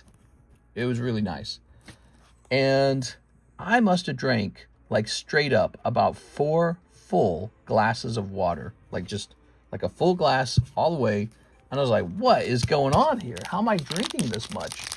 It didn't make any sense to me. But, this was after we had gotten to the shuttle, gotten to the car rental, gotten to the hotel, gotten off to the restaurant, and we were roasting in that Las Vegas heat the whole time. It was, yeah, it was pretty spicy. It was like a spicy heat. And I guess I didn't really understand it, but I was drying out like a raisin, like beef jerky. I was going to be human jerky. I was going to be dried squid. So by the time we sit down, which was forever after we walk into the restaurant, because they're like, what's your reservation? Of course, I didn't have one. They're like, oh, you're walking. They're like surprised. And so she's like, okay, let me put you in the system. So like a half hour later, they finally call on us just to sit down. And I guzzle like 4 glasses of water like it's nothing. And it's because the desert heat just saps you of all your water. Decree of Discord. Ooh. Palworld is doing record numbers in terms of a sold game. As a TCG, it won't last unless they release a bunch of DLC. It's an extra money bag for the developers. Good for them. Sounds pretty speculative. Here's the thing about speculative items. Like Labubu, for example. You could be looking at an item that's going to crash to the ground. Or you could be looking at the entry point of a very long-term hold. You know, the cheapest point that it's ever going to be. And you just don't know. And what we can do is analyze maybe some concepts that, you know, undergird what made Pokemon so popular. But I would say one thing is true about it. Obviously, the brand is very recognizable now. That's similar to MetaZoo. And unlike MetaZoo, there's an actual video game associated. So MetaZoo wasn't releasing a video game. Let's try to slip out of my hand. MetaZoo was just MetaZoo. It was just it was just a card game. I suppose they were trying to make like a manga or something. And I think that they were going to try and make a TV show. But they just never did. Hey, look, it's the girl from the cover, Tammy. Is this your favorite character? Rogue Assassin. Where's our jungler? Where's our jungler? I'm alone in solo lane. Gank. 30-minute wait with no reservation isn't so bad. It's not so bad, perhaps, from where you're at. But in Lake of the Ozarks, that's extremely bad. From Lake of the Ozarks, normally you just walk in and everything's, you know, you just sit down. Maybe you wait like 10 minutes at most. But so, you know, we sat there for a while waiting for a seat. And it was really nice. It was a nice experience. I'd had yakitori. I'm probably saying it like an idiot. But I'd had it before. But these guys did it right in front of you. And they were using like blow torches. It was like really old Japanese dudes. It was pretty fun. And you sit down at a bar. And everyone's really nicely dressed. Karis and I were pretty underdressed. Deathmark. Take One Piece, for example. Shot up so dang high in the little time it's been out. Wonder if he'll hold on to. With legality and close looking from Nintendo, there's only so much Palworld can do. Here's Plaza Guardian. Here's Nasus. You are? Nasus. Here's Morgana. Morgana. Heart of the Tempest. Ocean Drake. It's not like regular Drake. Hey Drake, I hear you like them young. Don't let me catch you on cell block 1. They are not like us. They're not like us. Here's Zed. Here's Master of Shadows and Shen. Well, these characters are looking pretty cool. I might have to play this game. What's it called? League of Legends? Never heard of it. Is that like a Roblox style game? Here's Butcher of the Sands. Ah, yes. Very similar to Chicken of the Cave. Or Chicken of the Swamp. You deal with sport cards at all or not interesting for you? I never was a huge collector of them. We've done a little bit of sports here and there. We've done a little bit. All right. One Piece was and still is majorly loved anime. Also, Palworld was a niche audience. All right, I'll put this back over here. I'm getting that headache. I feel it coming in. Getting that intense headache, man. All right.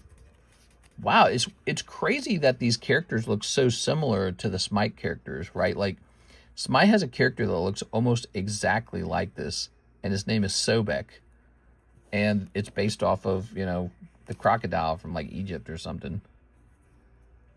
And then the other one, where'd it go? Oh, it must be in this pile. So there's a character that went in there called Morgana, and it looks exactly like Morgana from Smite. Are they stealing from each other? Who stole from who first? All right, so let's start off, Miss Tammy, by putting this away, and then we'll get your Storm Emeralda. Wish you had some World Cup cards. You did Qatar. That's true. Yeah, we did that. And you know what? We sold a lot of them. It was actually a good product. I probably lost money by not having those on the menu. And it would be probably a really good idea to run a sports card category, and I should be responsible for understanding it all. Here we are. Pack split status, please. Yeah, I say we take a look into that, but let me finish Tammy's order. She's been very patient with me. Leagues from 09, Smite from 2014 or 2015. So what you're saying is League stole from Smite. I knew it. 12 of the Storms. Here they are. So I just came back from Vegas. What would you guys ask me? Do a ask me anything. What would you guys ask about it? I'll try to answer. You got 11 here. We need one more. Here we are. League's been out first. Yeah, but that's not relevant. Really, it's 11 exactly on the dot. Dude, I'm getting a headache. Can I turn this off actually? Wait, I think I can turn this one off. Oh, yeah, that's nice. Okay, and then I'll move this over here a little bit. Oh, man. This sucks, man. I bought a blank ton of them. You have a huge world aspect on cards. Very surprised you didn't invest in 2026 USA World Cup. Yeah, I really am quite bad at sports. It's a weakness. It is a weakness. All right.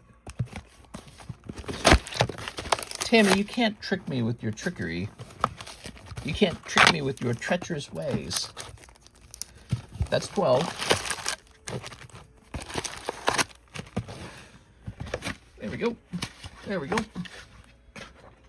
Turn off the spotlight. I turned off the spotlight. Look how much darker it is in here. Do you guys like it this way, or is this worse? It's worse, right? Tammy, you don't have to lie. Am I fat in these jeans? All right, let's start snipping.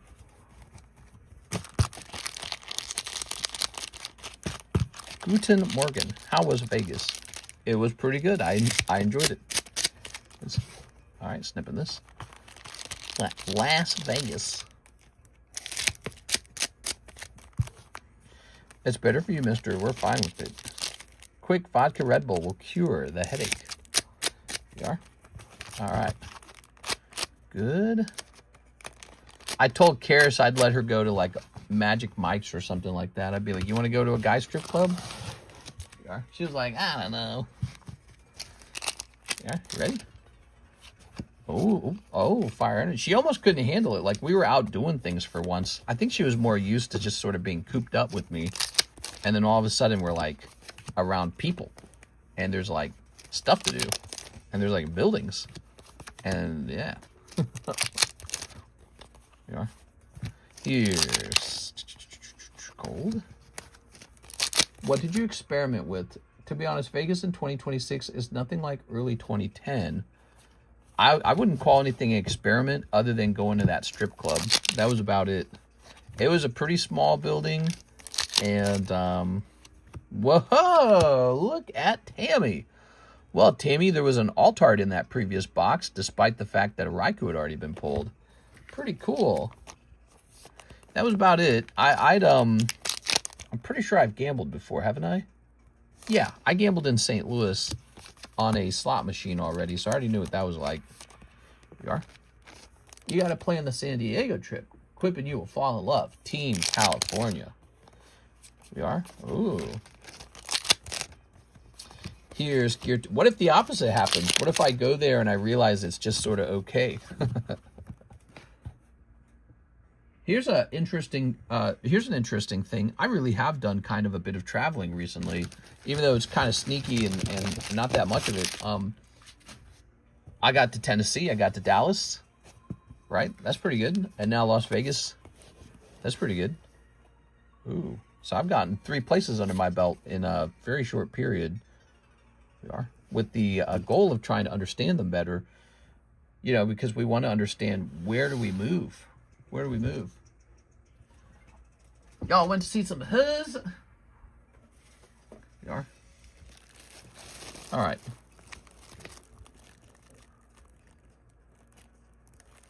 Very good.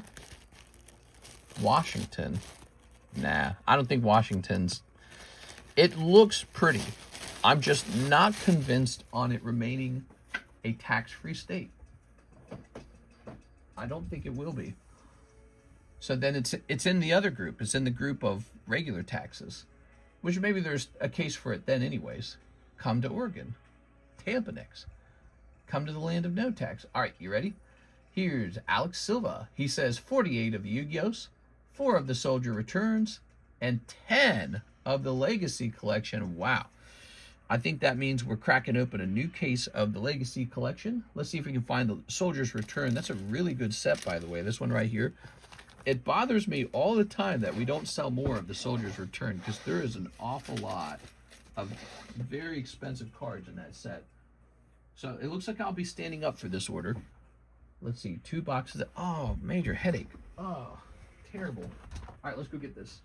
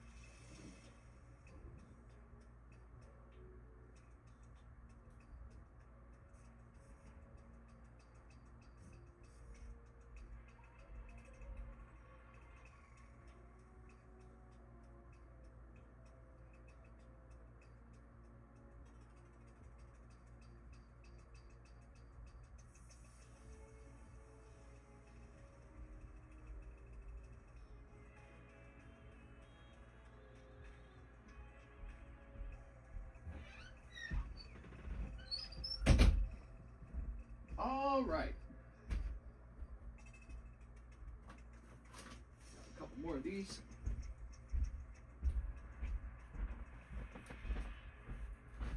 And here we are with all the lovely products.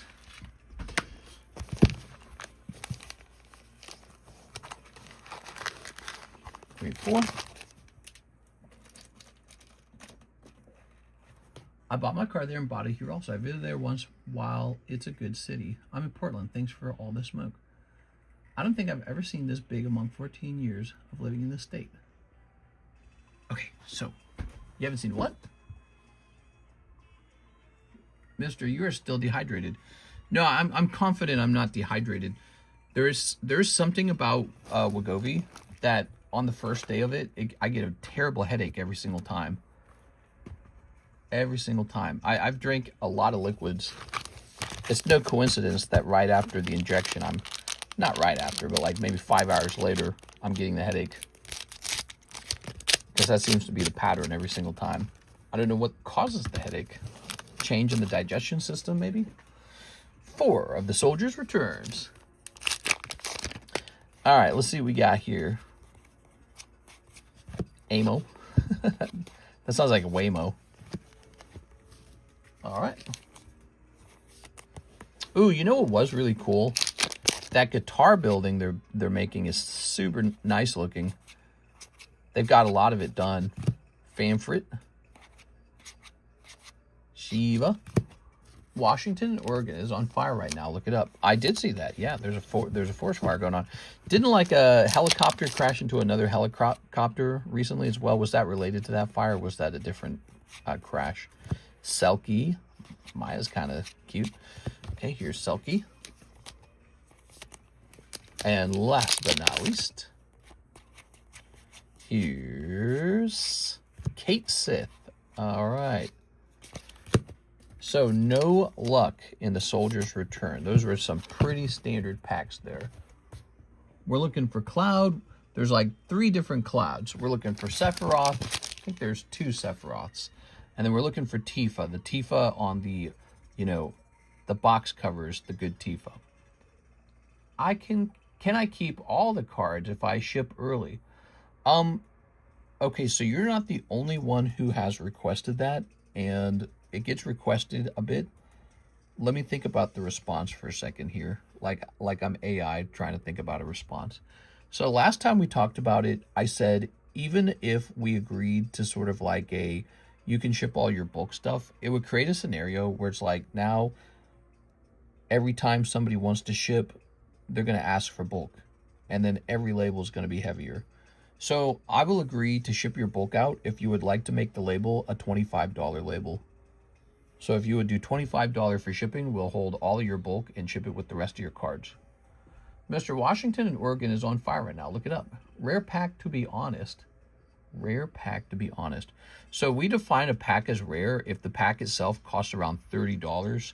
So in that case, by default, you just keep all the bulk. I guess you could probably argue like $25 would probably be reasonable as well. Here, why don't I go through? Is there like specific characters you want out of here? Chocobo, maybe? Monk, maybe Maya. She's kind of cute. Is this a main character? He seems like he's got a main character name. Shiva, Aiko, Rig, Maina, Yellow Jelly, Talika, White Mage. That's pretty generic. It is. Let me know if you're interested in doing a bulk label. I'll do a bulk label for you if you'd like. We'll call it a bulk label. Let's grab this real fast. Here it is. 1 whole box of the Legacy Collection. Is that right? He asked for 10 packs. I think that's a whole box of them. Here we are. Oh, good, no worries. Just the usual. Just enjoy the bulk, but 25 is extra. Think of it like this. So there's a real cost if you ask for your bulk. The price of the label does go up. It just does. But there's a bit more to it too, right? It's not just the label. It's also, you know, shipping time goes up. The type of box I have to order is a larger box. And your stuff does still get stored until it gets shipped, right? And, you know, I just like having everything be small and consolidated. It's just convenience, you know? A long time ago, did you know this? When we started the channel a long time ago, we had these things people could buy called, it was like, I think we just called them bulk boxes back then. But what they were is they were these huge tubes. Not the huge tubes, but they were like, you know, for 6 booster boxes a tube, right? And the way it worked is you would like rent one of those, and anytime you bought cards, all your bulk went into those boxes until you said to finally ship, and then we'd put that all together. And I think we used to do that for like, I can't remember, but I think it was like 30 bucks. I think that's what it was. So I guess that's very similar to the same idea here. 1, 2, 3, 4, 5, 6, 7, 8, 9, 10. All right. So we'll give you this card right here. You get to keep that. And these go in here. Legacy Collection. Don't forget about this, guys. There we go. So it's no bulk now. Well, yeah, it was no bulk then, too. It's just that a long time ago, like I think it was like in 2020, we offered that idea of a bulk box where you could like rent the box and fill it with bulk from your orders. It was a really annoying thing because I would not want to stand up and put your bulk into your box all the time. So instead, I would baggie the bulk and stack the bulk in a big pile. And so at the end of every stream, I had to stand up, grab all those baggies and sort them into the correct boxes. Boy, that was a long time ago. That was back when we had that little wooden shelf. And instead of having these big boxes, we had like a little booster boxes. Really long, very different time period. There you go. 9 covers shipping, but to what extent? Well, it covers the label, which normally costs about, I would say about $6 on average. Some are more. And then it covers materials. So bubble wrap, not very expensive, but the box legitimately is. If you want a quality corrugated box, those are about $1 per box. So you're up to a little over $7. Then there's tape. Then there's the printer roll. And then finally, there's Alexis. She's paid $25 an hour to ship your product and to do a good job. Ultimately, $9 ended up being a pretty decent medium for the shipping price. Now, once you add your bulk in, the shipping times get longer, the size of the box gets larger, and the cost of the shipping goes up just by default because it's heavier. And then every time somebody wants to ship out, they're going to say like, and can you put all my bulk in my order? So now I got to like put this huge box of bulk together. And ultimately, it's just, I don't know, it just doesn't excite me, I guess. There has to be a point where I'm motivated to do it as well. Here's a Shantoto. You looking for certain characters? Like, if I see Cloud or anything, I'll put them in there. I don't mind. We've had a lot of interactions. You give me bulk sometimes, you don't. So it's worth asking. Just want to know the current standards, and I approve. So, and that's one of the things we talked about, because one guy came in and asked for bulk, and I said yes. And then you know what happened? A chain reaction of people saying, can I get my bulk? That occurred right afterwards. And so I said, all right, so we just need to stick to this is a bulkless channel. Bulk is defined as like a card worth typically less than about $1. Here's Ariman. Whoa. Here's Leo. Mr. has matured since then. What are you talking about? You think I've matured? Guess again. Here's Leo. Here's Godot. Here's Setzer. Look at that Setzer. I know one order that puts a ton of pressure on me. It's like a brand new guy ordering, and he doesn't quite understand how rip and ships work. He doesn't understand rip and ships typically always remove the bulk. Here's Rem. Here's Nero. Whoa, he's looking kind of cool, man. You guys ever thought about these Legacy Collection packs? They're actually getting pretty old now. Here's Sid Randell and Minwoo. Whoa, not Minwoo. You play of the TCGs or just collect? Says Mr. Dank. And Ferris, like Ferris wheel? All right. Wow. Is that a guy or a girl? What is this design, dude? All right. So I don't think I saw. Here's a cutie. I don't think I saw any Cloud cards or anything like that. You want Lumina? You want Amber? Here's a Godot. I don't really. So the problem is I don't even know like who are the main characters. All right. I'll put this back over here. All right.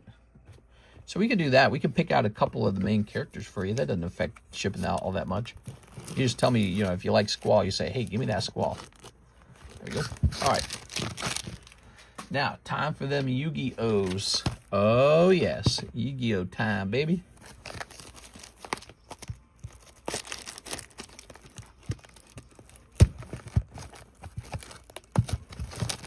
Yep. Good. Did you see my Discord message about the art card signatures? Art card signatures. It's not ringing any bells. Might not have seen it.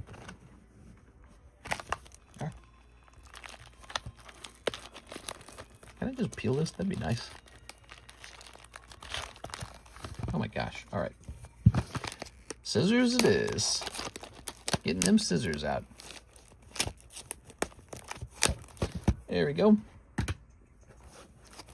Alrighty, so 2 whole boxes of Rarity Collection. There we go.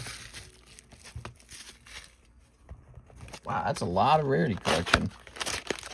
You know, I never did actually stop and do the math on these. Maybe I should have done that. Let's go ahead and pop these open. Temu. There we go. Who's Temu?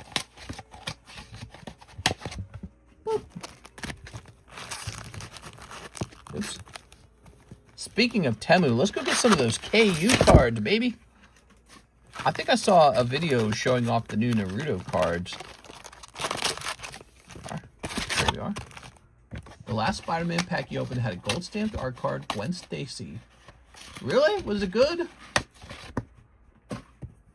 Are those good, those art cards? I don't really understand the art cards. I've seen them, and I've even graded one once. I graded one where it was like Spider-Man, and he has like a mask, and it's like really weird. All right, here goes. 1, 2, 3, 4. Mr. I'm an international buyer. Nice to meet you, Mr. Dedazard. We have a lot of international buyers.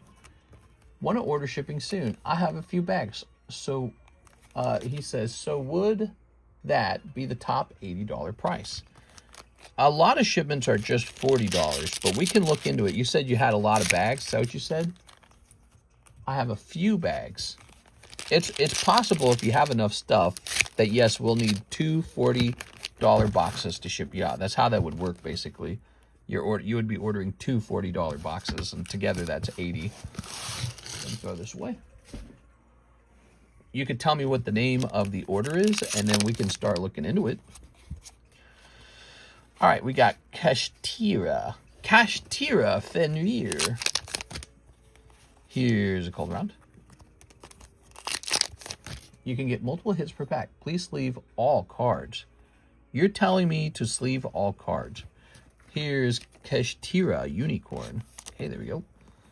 And are you talking about this? You talking about the full arts?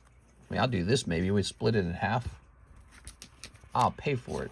Here it is. And here's this round. All right. Not all penny. Not all penny. What does he mean by not all penny? Here's Dominus Purge. Here's a code round. Mikanto Promise. Here's Vanquish Soul Raisin. Raisin? Raisins? There we go. Alright, here's Foolish Burial. Haha, you fool! Okay. Starlight Rare. So that's your second Starlight. Here's Dark Lord Incel. Okay, put this here. Here's one of those textured full art ones. Bye, bad. Trying to do this while working. Hello. What you working on? All right, here's one of these. Laundry Dragon Maid. Pot of Avarice. We're in August now, guys. Can you believe it? We're in August. Wow, time flies. Almost time to do a new round of repos. Out of that, here we are. Slab Away channel for people who are not paying off their Slab Away. Okay. All right. It's pretty rare, actually. Most people do just pay their cards off. But, you know, it does happen. Okay. All right. I think 4 of these packs fit in one sleeve, but we'll do 3 per sleeve. Here's Swords of Concealing Light. Boop boo. Yeah, that's a Dookie rare. Here's a cold one. Here's Dogmatica Nation. All right. All right.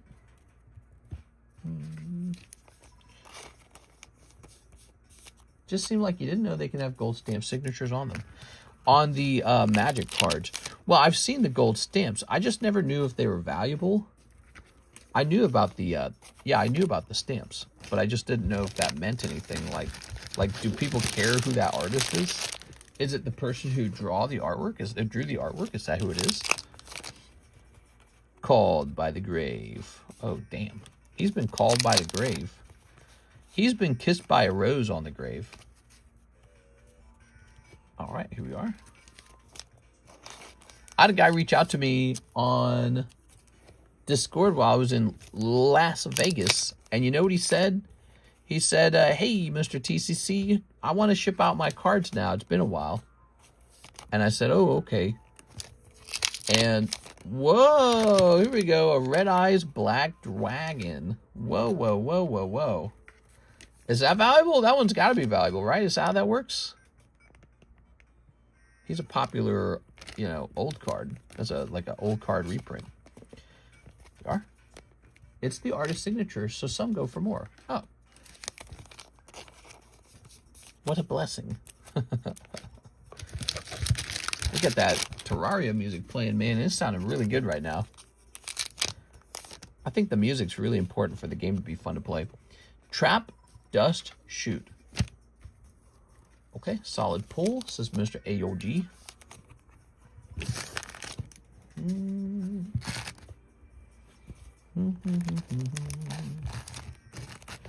Now, before we run through any more of these Yu-Gi-Oh! Rarity Vs, I ought to actually sit down and do the math on them. You know, I just speculated that the price had gone down. I actually don't remember when we last priced them. It might have been a while back now. I don't think they're very old, though, are they? When did this come out? Did it come out in, like, February? Snipping this. Yu-Gi-Oh! Rarity V. What do you think about these new NBA stickers coming out for Slabs? I don't know how people think they add more value. It's so stupid, dude. It's the dumbest thing. It's dumb in all kinds of ways, honestly. But can you really blame people for paying attention to a second grade, considering how, you know, it's basic... You have to think about it. It basically acknowledges that you can't even trust PSA grading. Some people love PSA grading. They pay the most for PSA grading. They give all their money to PSA to grade their cards. And then they go, I don't think that's a really good, trustworthy grade. Let's have another third party grade it. But, you know, the real problem with having a second opinion on top of your slab, when people get a bad second opinion, can they just peel it off? And also, how hard or how long before somebody figures out how to replicate those little stickers? And now all of a sudden, someone can just print out those little gold stickers all day because he sources them somehow, right? Somebody's printing it. Maybe he's a sticker printer guy. Maybe those are his own design and they're unreplicatable. But that's generally not how currency has ever worked. Somebody eventually learns how to replicate it. And then you have to design almost like an extremely complex counterfeit system, anti-counterfeit system. So now you've got this stupid little golden or silver or platinum or whatever sticker on the outside of your slab saying, this one's actually a 10. Not like what silly PSA said about it. And how are you expected to know that it's not a fake replicated sticker? That's a problem. Right? Like, it's just a sticker, isn't it? Random guy named Steve in his basement throwing a sticker on it and upcharging. Yeah. Yeah. That's right. We are. But, you know, it was something that started a while back. The person who puts the sticker on top of the PSA slab was like a former head grader for PSA. And when people hear words like that, former head grader, their wallets just pop open. There. Their panties start dropping. And it's like, bro, chill. Obviously, he's not a grader for them anymore. Like, what? You've got Memento El Tekut, like a combined creation. I can't even say it. It's too complicated. That's how you know it's good. What did you say about the guy on Discord? Oh, right. I got sort of distracted there. Thanks for reminding me. So this guy reaches out. And he tells me his name, and I don't recognize the name. And he's like, well, you know, I had an old bag of cards with you, and I had some old slabs, and I want you to ship them now. And I was like, all right, how old is it? It's like 4 years old. He's coming back 4 years later, and he's like, ship my cards out, bro. I don't have any clue where your cards are anymore. They're gone now.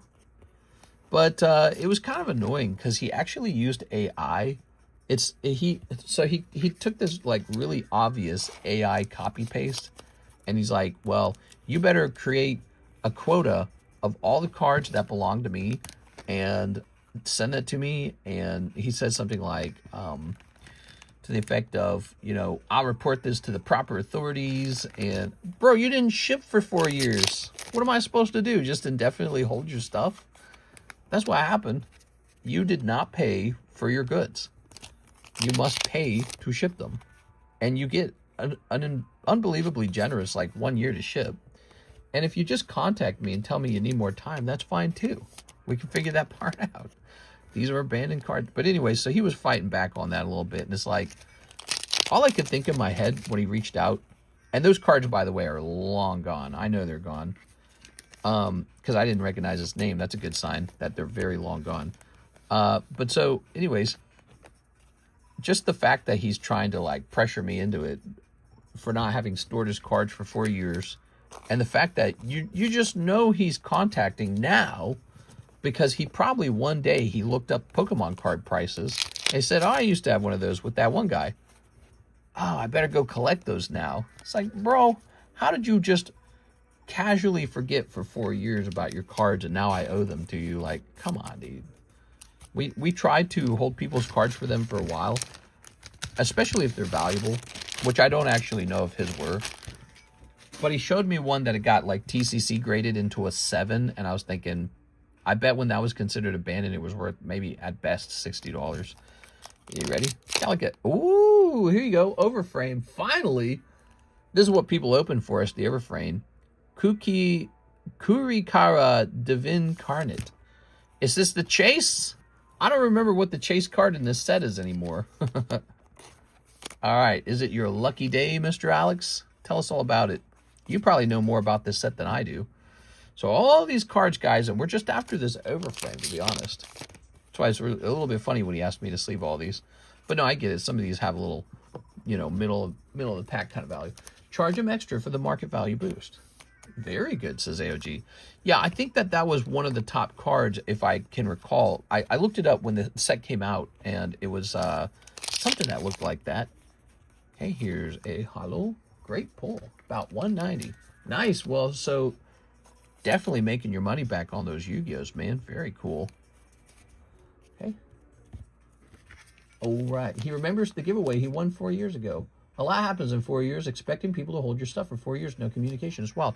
Well, yeah, so precisely. So, like, if somebody really needed me to hold their stuff for 4 years, I actually can probably work something like that out for you.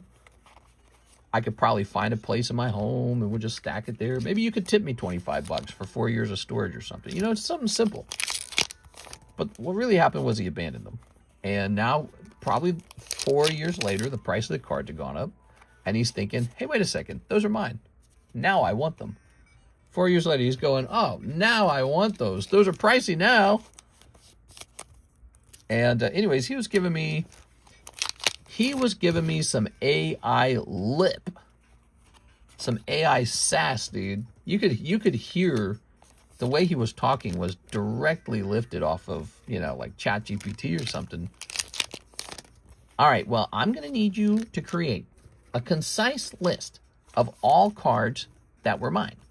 And I need you to show me that I agreed to the buyer's agreement. As like, bro, I'm not doing this stuff. Just go tell on me or something already. You know, like, what are the police or whatever going to do when you tell them I refused to pay for shipping for 4 years, and so he didn't ship them to me? Like, what are we doing here? But I feel bad to a certain degree as well, because it's like maybe the cards did go up in value. I know a lot of the like XY stuff went up, but if it's basically, we knew his bag was from 2022 because he was able to identify like a clip that he was in, and it was a 2022 clip. And so it was a really long time ago. It was really long. It was 4 years ago. And all I could think is like 1 year went by and it would have been 2023. 2 years go by and it's 2024. So 2 years later, the Pokemon market is still pretty crappy, you know? So by the time his bag was probably confiscated and taken apart,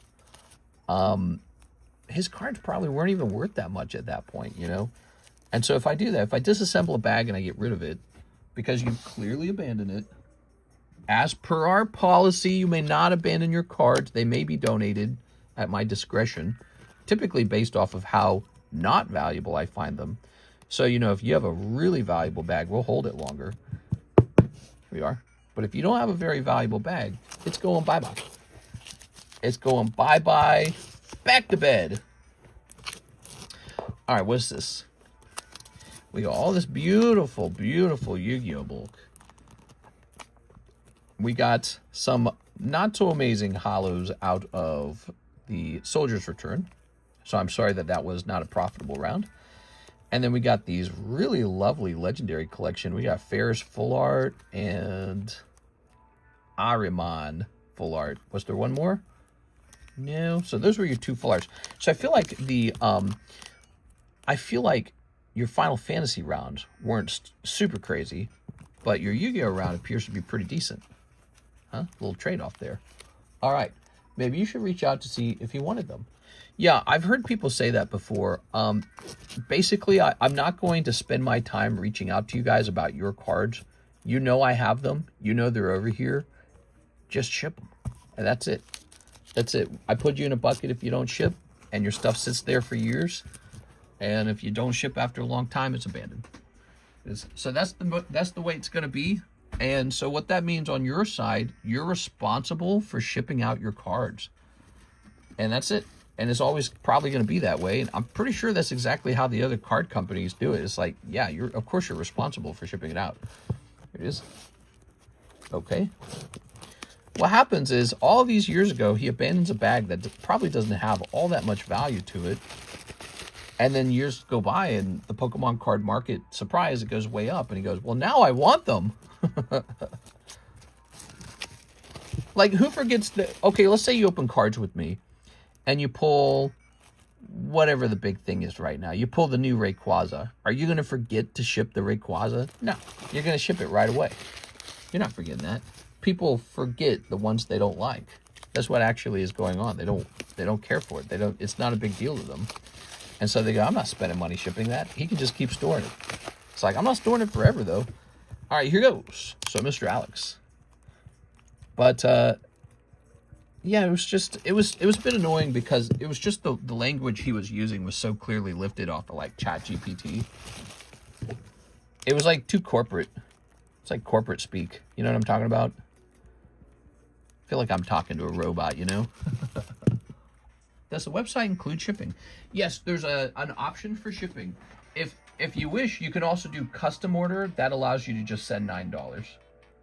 All right. Well, that was great. I'm glad we pulled you that over frame card, Mr. Alex. And thank you so much for the big order. I really appreciate all the support, man.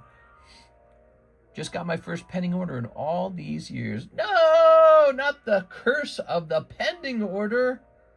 Damn you, pending order.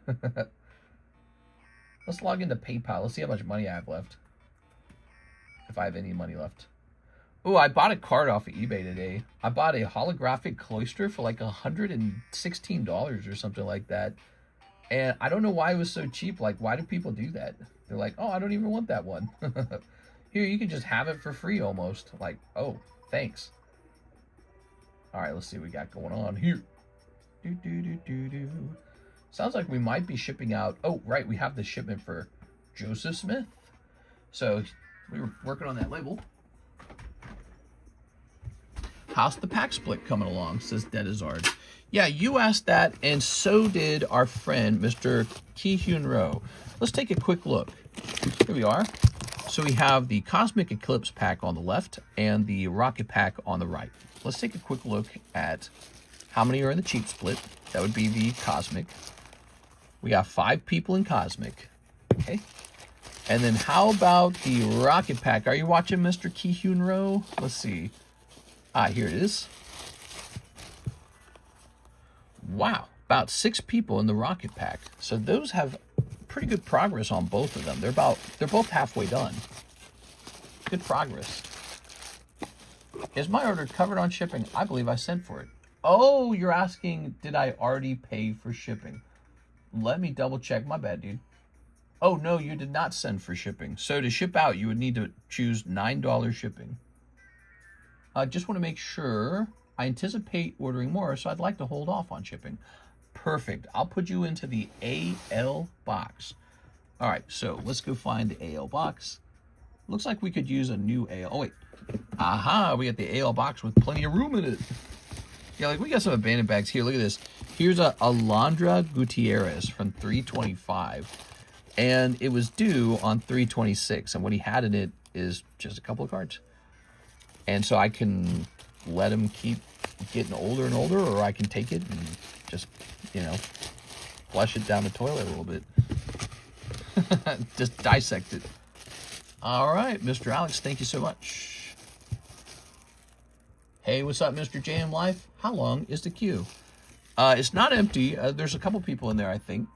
I don't think it's terribly long either, but it always comes down to what people ordered. All right, this is going to say booster box. Toss that over there. And now, for the Yu-Gi-Ohs, let me just do a quick test on the Yu-Gi-Ohs, shall we?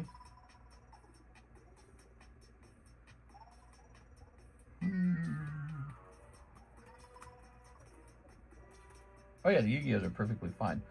We are, all right, good. Okay. Oh, man. Let's see. We've got an order from Elijah Martinez. I'll jump in on the gym break for the Charizard break.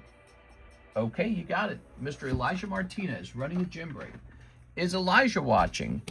Is Mr. Ki-Hyun-Ro watching? Oh, wait, actually it's Mr. L12 in there. I did not expect that. This is called a gym break. Yes. Okay. What did you do for work before you started the card business? I was already a YouTuber, a pretty successful one. I had like 130,000 subs. I had like 48,000 people in my Discord, and we would get like 500 viewers per stream. It was crazy. We played Monster Hunter World every day, and that was paying me about 80,000 a year in ad revenue.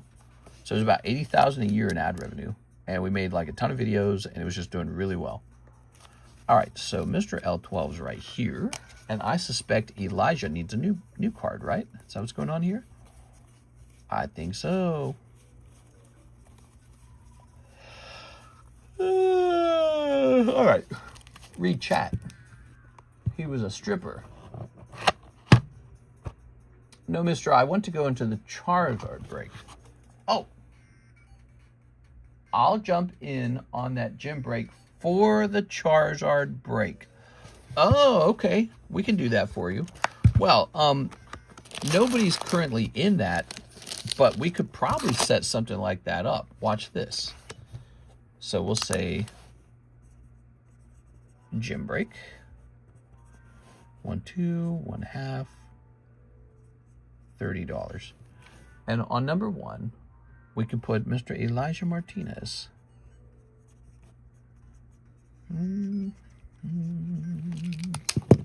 Read Hobo Cage Fighter. Oh, I'm reading it.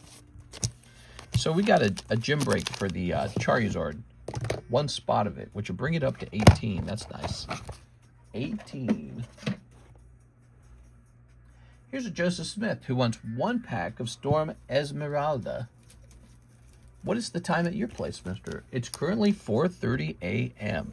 and I am terribly tired. I am really, really underslept. All right.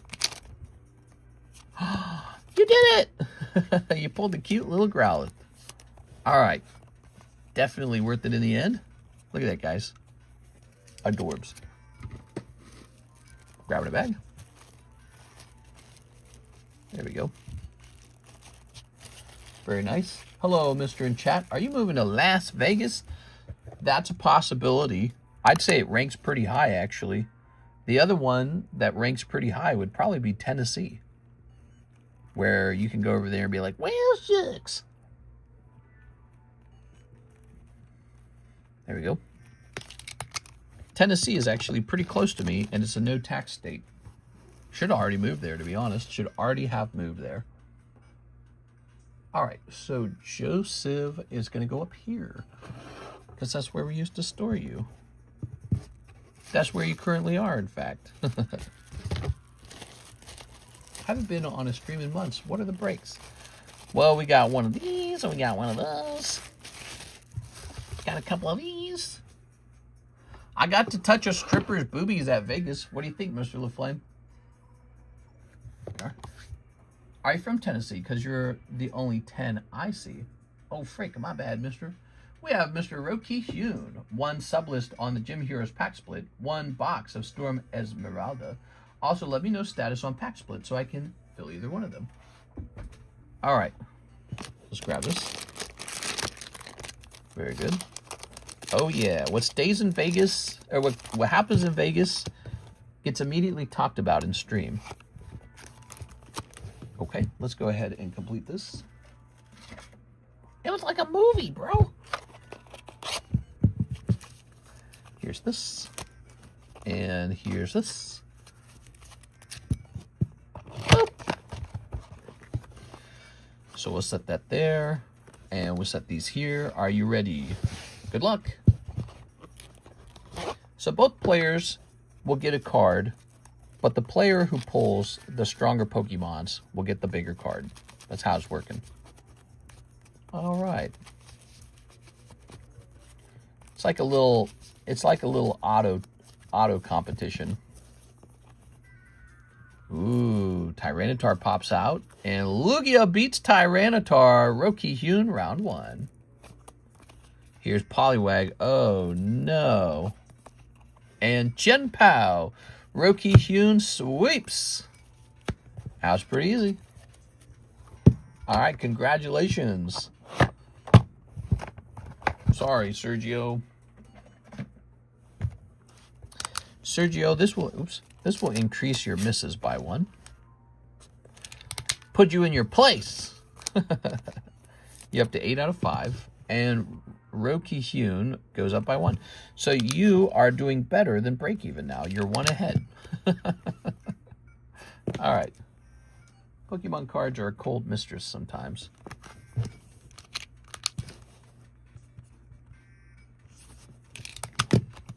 Okay, there we go. And we'll go ahead and put this in here. When we went there, our primary goal was to see Summerlin West. So I scheduled a meeting with the real estate agent. And I have to tell you guys, it was exceptional. It was so freaking beautiful. It's all the way up against the mountains. They're building all the way up to the mountains. Like, their backyard is just the mountains.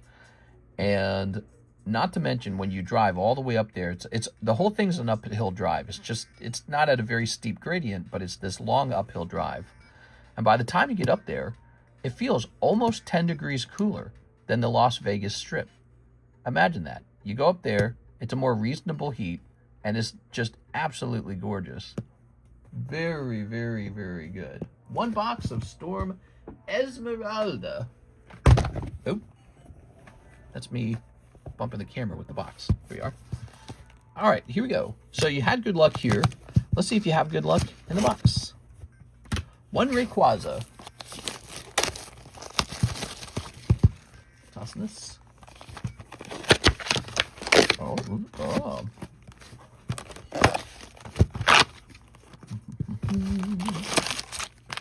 Pop that there. Pop this here. That's a whole box of Storm Emeralda.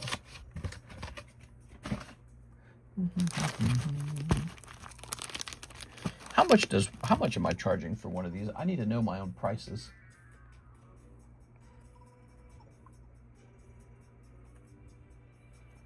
All right, hold on. So what was our price again? Our price on Storm Emeralda was Storm Emeralda, $8. And this pack split was $25, if I recall, right? All right. I'm very slow tonight, so I have to be careful with this stuff. All right, perfect. Let's get them opened. Give them the Rays. This Rayquaza set is so nice. What card do you regret selling the most? Ooh, that's a fantastic question. I sold a lot of cards over 7 years, especially high-end ones. And there are cards that I should have bought that I didn't bother buying. There are cards that I already had them and I sold them and I shouldn't have sold them. Pretty much all Pokemon cards did very well. Like, even something as basic as a Dark Blastoise has gone way up. Should have never sold my spare Dark Blastoise.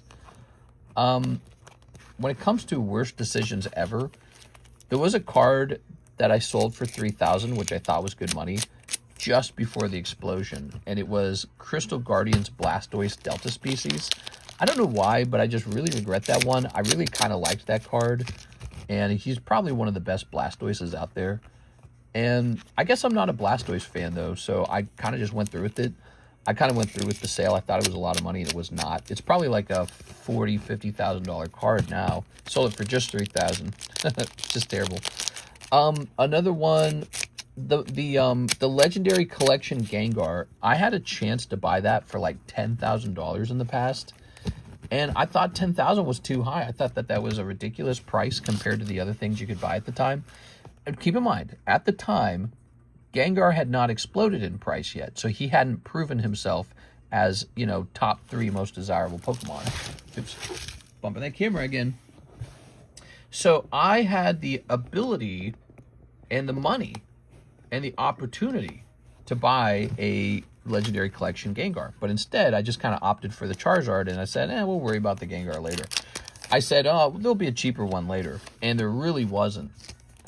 I'm still lucky that I bought the Masaki Gengar, which one of the reasons why I bought the Masaki for 12, but I wouldn't buy the Legendary Collection Gengar for 10,000 is because I literally thought, you know, Legendary Collection's just sort of a reprint. And Masaki Gengar is like this impossibly, you know, interesting and rare promo card. So I genuinely thought that was the holy grail for Gengars, was the Masaki Gengar. And I said, once I had that, I was like, all right, I don't got to worry about Legendary Collection Gengar. I'll just get it when I get it, you know? So it was sad because I was very close to buying one, and I passed on it because I just didn't think highly enough of it. I thought it was good. I didn't think it was bad, but I was like, I already got triple of the Legendary Collection Charizards, and the Gengar is way overpriced. Let's see. Bought a Legendary Collection Dark Blastoise yesterday. Bought it raw for $160. Mailed it to PSA the same day. Did you? I also opted for the PSA 10 LZ Charizard as well. I have all 3 LC Charizards in 10s. Let's go ahead and grab these. Putting this away. Anyways, so Legendary Collection Zard is still doing pretty well. And I do have 3 of them. It is. So that's still going to work out for me, I suppose. It is surprising. Ooh, there you go. You got Talonflame or something like that.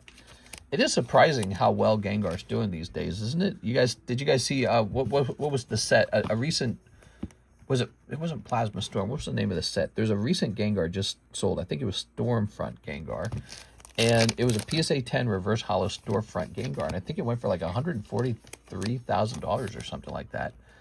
God, I hate Enamorous. She's so dumb looking.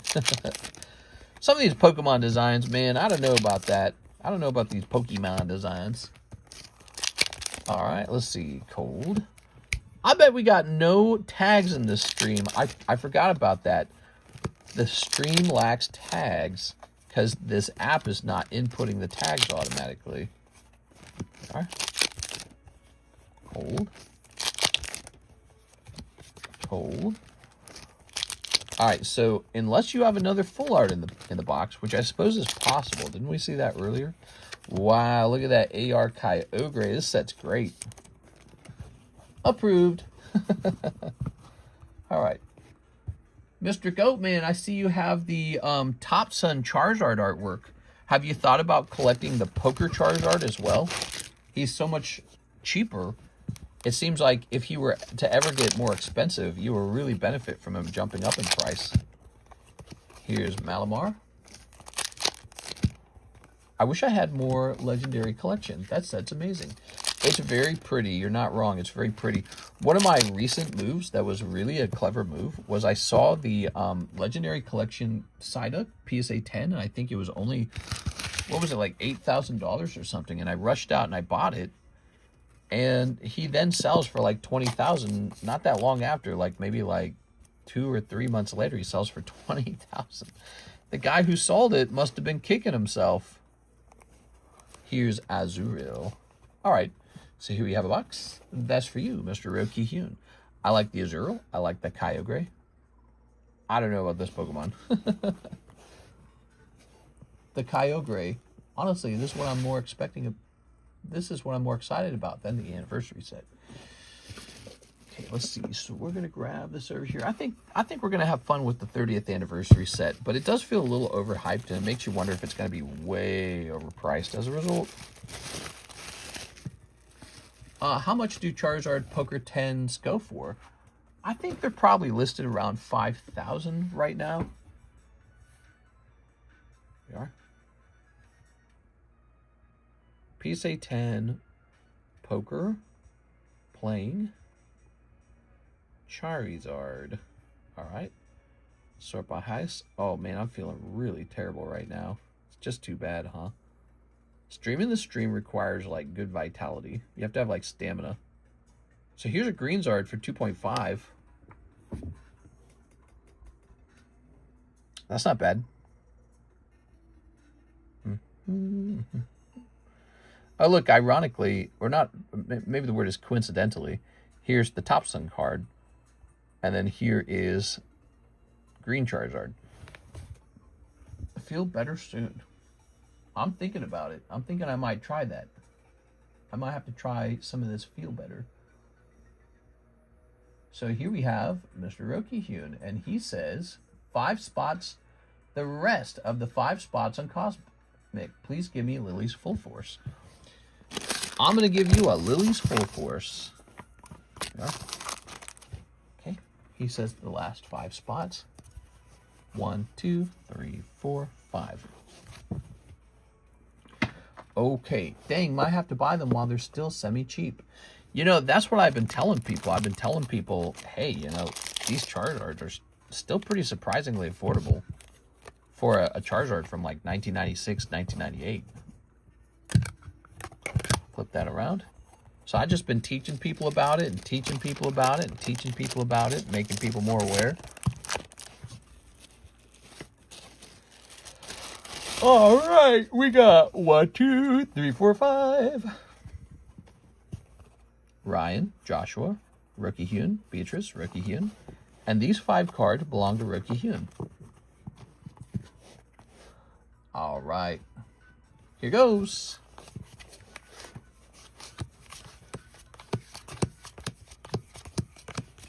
I remember one time I streamed, I was so tired, I like started falling asleep at the camera. Like the way you can like fall asleep at the wheel. Can't hear stream. What? Can you guys hear the stream? Tell me if you can hear the stream.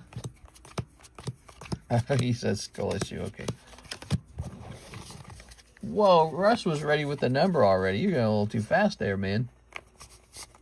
No sound. Uh-oh. Here, having some sound problems. All right, let's try that. All right. Thank you, Dink.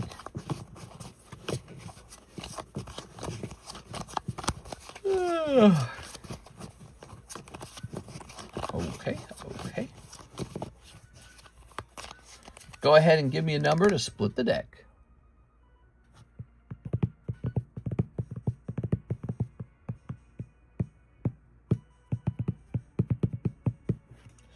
We have an excellent collection of these cool pack splits.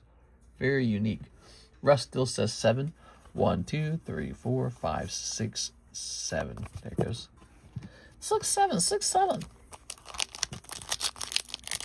Are we past that meme yet? Like, has it died finally?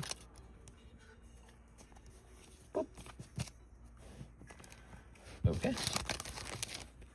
There's no sound problems. There's a problem where there's no sounds? Ah, Mr. Rokihyun pulling. What's he gonna pull? Head across. Ah, Mr. Rokihyun pulling. Type null. Ah, Mr. Ryan Shapiro pulling. Cynthia Catlin. It's Catlin. Meow. Here you go, Mr. Ryan. 1 Cynthia Caitlin going right into your bag. Now, this next card is the rare. What's it going to be? Joshua Ramos pulls the rare. I'm sorry, man. Joshua Ramos. What is it? Boom. Wait, it's an energy card? How many cards are left? How many have we pulled? We pulled 3 from the back, so it should be 6 remaining. Hold on. 1, 2, 3, 4, 5, 6, 7. Okay, so in Cosmic, there's a spare energy card. It's not a 10 card pack. It's an 11 card pack if you count the energy. This shall just be given to Mr. Joshua. Okay, so Joshua will get to keep this for free, and he's still going to get this card right here. You ready, Josh? In other words, we're not counting the energy card. Boom! Weavile! Oh, baby. Call my mama. Call my daddy. Thank you, Joshua. Just a Weavile this time.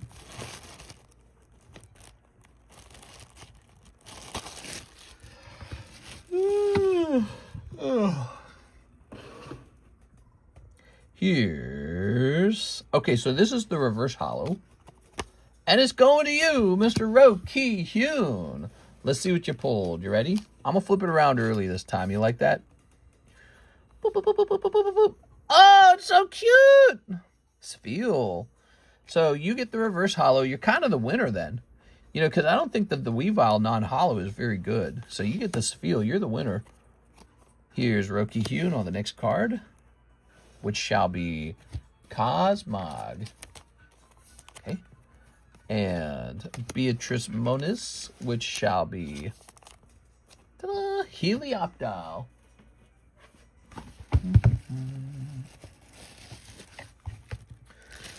Okay.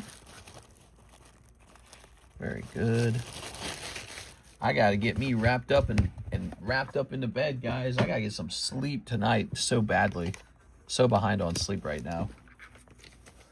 Here's Ducklet. Good. And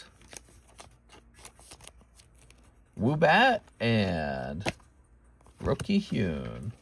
So we're going to need a new card going in there. Tricky Tot. Chirp, chirp, chirp, chirp. Wow, that was fun. I really like opening up Cosmic. Nice feel, by the way. It looks really cool, man. All right. Now, believe it or not, if that one card graded 10, this feel, PSA 10, it would probably be minimum, like, dude, I bet the minimum price on that card would be like $300. Oh, man. Dying over here. So, let's get your baggies. Oh, yes. Did you visit the Las Vegas area where the attack occurred? What? Not occurred. Here you go, Mr. OTQ. Going into your bag. Well, you're starting to get a lot of stuff in that box. Oh, we need to date the end of the break. And this seems a little off center. Now, I'm going to go over here to the breaks history. And say, wait a second, that's not right. Hold on. Me too, Mr. Got the promotion, worked 11 hours and went glaffing. What's glaffing? Oh, come on now. All right, now we'll say Cosmic Pack Split, which occurred at 2 hours and 25 minutes. All right, there you go. I'll learn from you, mama. Oh, is that like a Forrest Gump quote? Sounds like it is. Here's Harry Kennison. Mister, can I get 4 of the 151 surprise? And 1 2023 Legend of Blue Eyes and international shipping. I think I have 1 to 2 bags. Yes, but let me ask you, when you say 151 surprise, you're referring to the Chinese set. Ah, there we go. Awful lot of card sets to memorize there. By the way, do I have your phone number? Because I have to have your phone number to do the shipping. Okay, here's the 4 of these. And a Legend Blue Eyes, which I suppose would be over here. And there it is. Okay.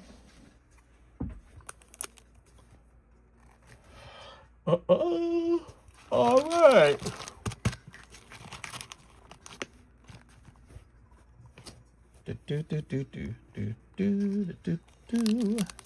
Snipping time.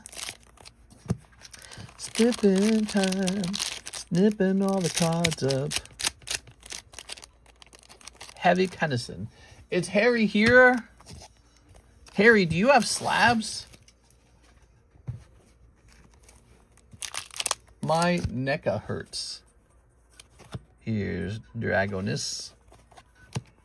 Laughing. I think he's Russian. How are the Russians doing? Are they giving up on that war, or are they just getting more people killed forever? Here's Dragonite. Are they still invading Suetas? Suetas? In Spain's little territory in Africa? That land belongs to the natives. Meanwhile, the natives also conquered the same land. Harry Bulls. I'm Ukrainian. No Lily's full force. I'm sorry, man. It's wigged. All right, Mr. Harry. Heavy, quite contrary. Let's look for your stuff. We got Haunted. We've got this white box over here. Camacho. Heavy Kennison. Harry Kennison. Charlie Harley. All right, so I need to know if he has a bunch of slabs, basically. If he doesn't have a bunch of slabs, he likely overpaid for the shipping. Meow, meow, meow, meow. I don't think he's here. I think he's stepped away.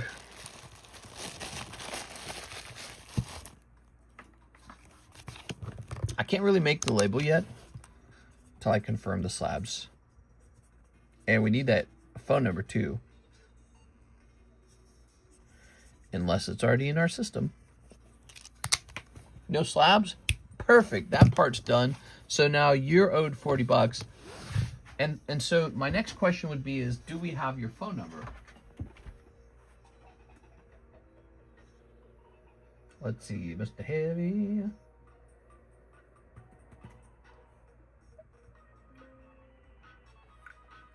Looks like we have a Mr. Harry Kennison in our order and that we've shipped to you before in the past. Gordon Ramsay toffee pudding. What? Yes, we have your phone number already. We have an address associated with your name in our address book already. I'm going to choose service. Package. How heavy shall this be? Uh-huh. Meow, meow, meow, meow, meow, meow, meow, meow. We're going to say this by this by this. And honestly, I feel like that's too much weight to declare. I'm going to go edit custom form. We're going to say merchandise. We're going to call it playing cards. Cards. She's my honey bun. I told her she's the one. We're going to value it at $45, okay? There you have it. Your English teacher failed you. Harry Hennison orders Harry Potter under the heavy pits. No! Imagine instead of trying to... Oh, what's this? Okay, hold on. I gotta fix this. Yo, we made it too heavy. Okay, hold on. Imagine instead of trying to remake Harry Potter, which I don't know why that's such a big like focus. Instead of that, they just made like an adult Harry Potter. You know, like what happened to Harry and friends afterwards. Like make up a new bad guy. There we go. Did you say I have $40 left over? Yes, sir. You have $40 left over. Overpaid. You can open up some more packs and have them added into the bags. You can save it as store credit for the future. Anything you want. Korn was on TRL on MTV. That would be more fun than a straight up remake. Competing with Britney Spears. What? Baby, baby. There you go. Any boy bands?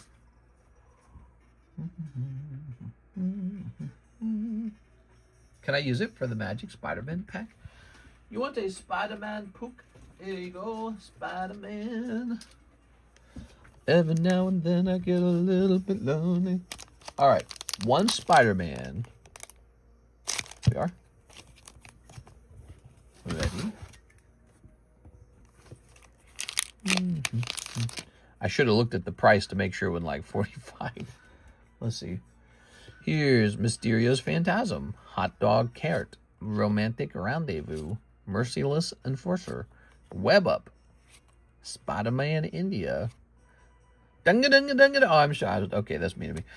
Is it mean? I think it's actually kind of cute. Here's Flash Thompson. Here's Aunt May, Molten Man, Swamp. Behold the Sinister Six, Lady Octopus, Doc Ock. Mindbreaker Trap, Imposter Syndrome. Ah, this card's so fun. The meme. There you go. I used to watch this channel on YouTube called like Grandpa Cooking or something like that. And it was like this actual grandpa. It was like a grandpa in India. And I guess he was cooking with like his sons or his grandsons or something. And he would cook with these huge ass pots in the middle of like a field. And he'd be making like butter chicken or something like that. They'd probably coach him on how to speak English, but he didn't do a very good job. And he would do the little head tilt, and then he would just cook up some fire butter chicken. And it was like, damn, Grandpa. So cool watching it, because he'd cook like for 100 people, it seemed like. Those videos would then go on to get like 1 million views easily. Mister, do you ever think Spider-Man will go up in price? Oh, sure, yeah. Spider-Man. Spider-Man's an old and reputable... it's an old, reputable brand. I just, I don't know if it's going to get to Pokemon pricing.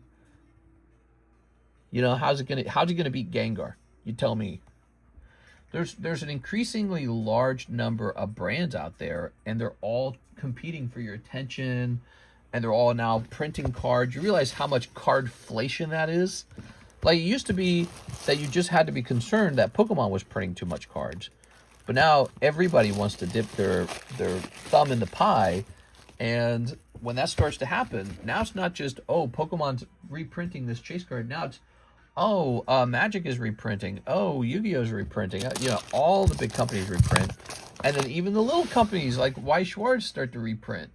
The Magic set got some real issues in the middle of launch. Tom Holland is a lame Spider-Man. Tom Holland, is that the guy from the new one? I saw that it was Zendaya in the Spider-Man. Why did they put her in every freaking movie, dude?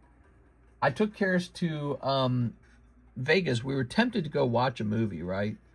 And then in the end, I just couldn't do it. We were at the movie theater. I had them take us to the largest movie theater in Vegas.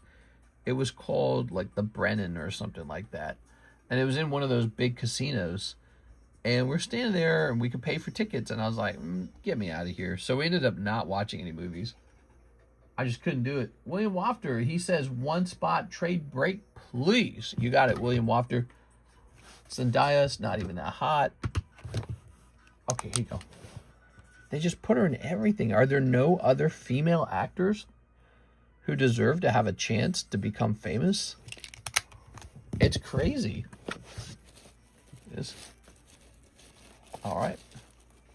No other girl gets a role now. Is that how it works? Because Zendaya's like, Hollywood deemed her the good one or something? She's the one. She checks all the boxes. Get her in there.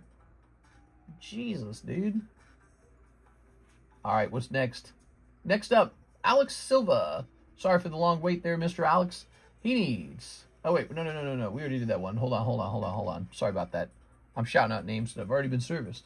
Next up, we have Tammy Lowe. Tammy Lowe. 12 of the Vendettas. Okay. We are. Tom Holland and Zendaya were both in the Odyssey as well. Oh, maybe it's like a package deal situation. We are. Let's get it. Tom Holland's in the same category for me as like the Chalamet guy or whatever. It's like they don't want any masculine male actors anymore. They just want like femboys or something. We are. I look at Tom Holland and I immediately feel like punching him in the face, flipping him upside down, and then shaking all the money out of his pockets. And then saying, "Scram!" Okay, I'm out of here. They just pick these like guys who are like, you know, I don't know how to describe it. Snip this. The twinks are in, mister. Let's snip this. I don't know. All right. That's it. I'm starting my own Hollywood with blackjack and hookers. There we go. The Dune movies are goated though, mister. So I did watch them. And it was because of the Donald Trump Dune meme. Good people of Arrakis, it is I, Shai-Lud, your beloved sandworm of the desert. So that had me cracking up a little bit. And so I ended up watching the movie because of that. And I hated it. But at least I also thought it sucked. So it was just terrible. Here's Grumpy Rock Bear. I'm instantly jarred out of the movie by the casting choices. Zendaya doesn't feel like she's a girl from the desert. And Timothée Chalamet doesn't seem like a guy who could do very much other than hang out like in Los Angeles or something. Actually, that's how she feels too. I feel like I'd run into them at a coffee shop. We are. All right. Dune has a few good parts, but it's like, so one of the problems I have with Dune is like the duels with the blades. It just doesn't make any sense to me. Like, okay, if you can make like a little, shield stabbing vibrator, pseudo lightsaber, or maybe it was a precursor to the lightsaber. Maybe it was actually George Lucas who stole his idea for the lightsaber from this guy. But whatever it was, why is it going to be like kitchen-sized knives? Like, I think the argument has something to do with that's what can stab through the personal shields. But then they show like, guns that shoots drill bolts or something like that. And you're telling me they can't just make like a sword-sized stabby to stab through shields? Like, what's the physical properties of a dagger that you have to have a dagger instead of like a sword? So yeah, I was watching it just going like, what are we doing here, man? They're just fighting with like butter knives. I'm going to get you with the butter knife, and then later I'm going to dip lobster in you. So, but Timothée Chalamet beating up like big tough guys with a little dagger is not believable. It's not believable. I mean, he looks like he'd get smacked and cry for a while, tend to his spice garden and talk to his mother. It doesn't work for me at all. And then I know I complain a lot, but it's just how it is. So there must be at least somebody out there who agrees, at least one other person in the world out there I know agrees with me on this subject, that, the Dune movies are just, the casting is just wrong, dude. Let's see. Have you gotten to my order? I think it was 35 minutes ago. Have no fear. Your turn is actually right after Tammy's. She's also waited a long time. And there were just a lot of big orders in the queue. And so everyone's been waiting a while. But we're getting real close to yours, okay? Have no fear. Here's Heart of the Tempest. Tom Holland is a British butterball. Whoa! You better not be calling him a snickety wicket. Here's Renington. Look, this is like copy and paste Sobek from Smite. It couldn't be more similar. It's precisely the same character. I can't believe League of Legends. Wait, this is a new... Oh, look at this. Fury Rune. This is Anubis. This is also directly in Smite. Both of these characters are. These characters are directly in Smite. Alright. We are. Hey, you put some respect on Al-Gaib. Al-Gaib. It's the Lisa Al-Gaib. I don't know how to say it right. There we go. Tammy Lowe. Oh. They're calling him the Moadeve. The Moadeve, I'm a little desert mouse. All right, Tammy, let's find your box. You mean Palworld. New Doomsday gonna be lit. Let's see. That trailer's never hyped me up to watch, dude. I didn't really want to watch it. Well, I watched it. They have like good special effects, and there's like world building that makes you kind of want more of it. But then the casting is just kind of lame. So they have this potentially very rich story to work with that somebody who actually has like artistic skill developed, that would be the original artist who wrote the Dune series, and then it's handed off to Hollywood, and they're like, well, you better put Zendaya in it because we gotta have Zendaya. Zendaya's the best. Everyone knows she's the best. Zendaya needs to be in every TV show and movie ever. Put Zendaya in everything. She's the best. So now you have Zendaya in Dune, you have Zendaya in Spider-Man, you have Zendaya in The Odyssey. Why? Who's asking for Zendaya? Next up, Jonas Gordon. He says, one Riftbound. Ooh, I think I need a fresh box of it. Once I brought 2 boxes in, I did not. So we're getting you a fresh box. And also, he wants a Marvel Impel Series 1. Zendaya's the new Halle Berry. She's not attractive, though. How can she be the new Halle Berry?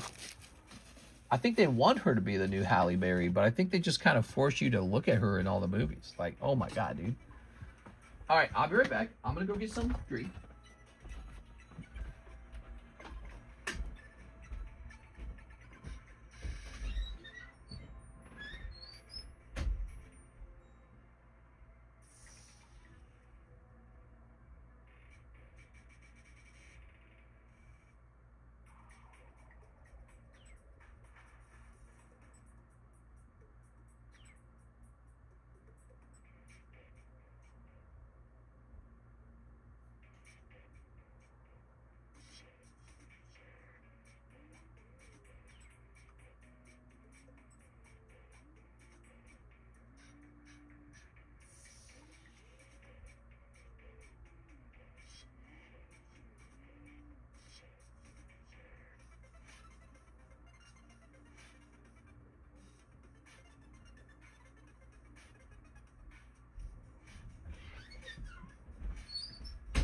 Ta-da! All right, I'm back. And I have more Vendetta. Oh, yes. Riftbound time, baby. Put this here. Good. And now we're grabbing this. Okay. You should see the original film adaptation of Doom. It may not have been finished, but the visuals are really crazy. I've seen bits and pieces of it. Here it is. All right. Very good. Tossing this over here. There we go. All right. And we'll put this over here. All right. Is this TCC? Hey, what's up, man? How's it going? Mr. Sinesh Afsharzadigan. I think I said that right. I think I'll mess up your name by accident. I'm sorry. So we've got Jonas Gordon. Let's get this open for Mr. Jonas. There we go. Have you tried playing Smite number 2? No, I haven't played it yet. I have heard a lot of people complain about it, though. Do you think they're cleaning it up? Do you think it's like getting more playable now? You got the Master of Shadows. Whoa. I swore that game off. No more Smite. Played too many hours of it. My wife and I sometimes we go into like a Smite, sort of like Smite-a-thon. And we play it and we get really addicted to it. And we start playing really hard. And then we burn out. We say, why the hell did we ever play this? This game is stupid, dude. Whoa, we got Daredevil versus Punisher. Galactus. Whoa. Enchantress. The Mandarin. Here's X-Factor versus Apocalypse. Here's Iron Man versus Titanium Man. X Factor. Journey into Mystery. Here's Hellfire Club. X-Men versus Magneto. Lizard. And Archangel. Whoa! Archangel. He's the angel, but he's also an arch. Like the St. Louis Arch. Okay. Very nice. Look at this. Mr. Jonas, these are lovely cards. I'm going to go ahead and put them up into your baggie now. Thanks for the order, man. All right. We got a little Jonas order. And it's going in the Jonas bag. Boop. All right. There we go. Now, what are we doing at this point? It's 5:14. I might start wrapping up here because I am terribly tired. Like more than usual. A lot more than usual. But we do have this lovely Javier order. 1 Magic Marvel and 2 live customs. Did you miss me? I'm back. I was gone for a few days. Storm Esmeralda is selling pretty well. We're already down a couple boxes from this stream. 2 boxes maybe? I mean, that's not bad. We got 1, 2. I wasn't sure if it would be a seller. You know, I wouldn't know if people were going to buy it. But it seems to be moving fine. Oh, 2 cold ones. No! All right. No luck there. Javier. But let's try the Magic Marvel. Let's see if we can break even here. On a Magic Marvel pack. Did I order more of those? Happy the sales are good. There we go. Tossing this. Here's Blazing Crescendo. Ugh. Burnin' Zana Plaza. Aerial Doombot. Speedball, New Warrior. Hercules, Prince of Being Very Strong. Chase Stein, Runaway. The Masked Meower. Aunt May. Damn it, Aunt May. Don't make me love you. I can't take it. Here's Red Hulk. Swamp. I'm going to cry when she dies. Amazing Spider-Girl. It's clobbering time. Here's MODOK. And Ephemerate. And also this crazy last card. Looks like a bonus card. Winter Soldier. Icy Assassin. Icy Wieners. There we go. Now, he said look for the gold stamp. This one did not have it. I've seen the gold stamp on this. I just didn't think it mattered. Would like to get me a Spider-Man Marvel. Spider-Man Marvel? Like a Marvel with the Spider-Man in it? Here's Red Hulk. Okay. And Masked Meows are... That's a good hit. The, There we are. There we go. What, this guy, Winter Soldier? He's kind of cool. Okay. Tossing these. Bum, bum, bum, bum, bum, bum, bum, bum, bum. Grabbing your baggie. I do see wieners. The Winter Soldier. It's the Wiener Soldier. Get him. Wow, look at this card he pulled the other day. Did you guys see this? Did we clip this, by the way? I feel like this is clippable. We are. All right. I made one last order for Marvel. Oh, you think you get to squeeze in the bonus last order? We're about to hit 3 hours, which is what I'm supposed to do is 3 hours. And then we can wrap up and I can scurry off to bed like a zombie, like a Zambi. Because I am tired. Okay, so we have Andre Olivier, who is asking for a one-piece OP10 and a one-piece OP15. What do I look like, the OP guy? All right, so here's this.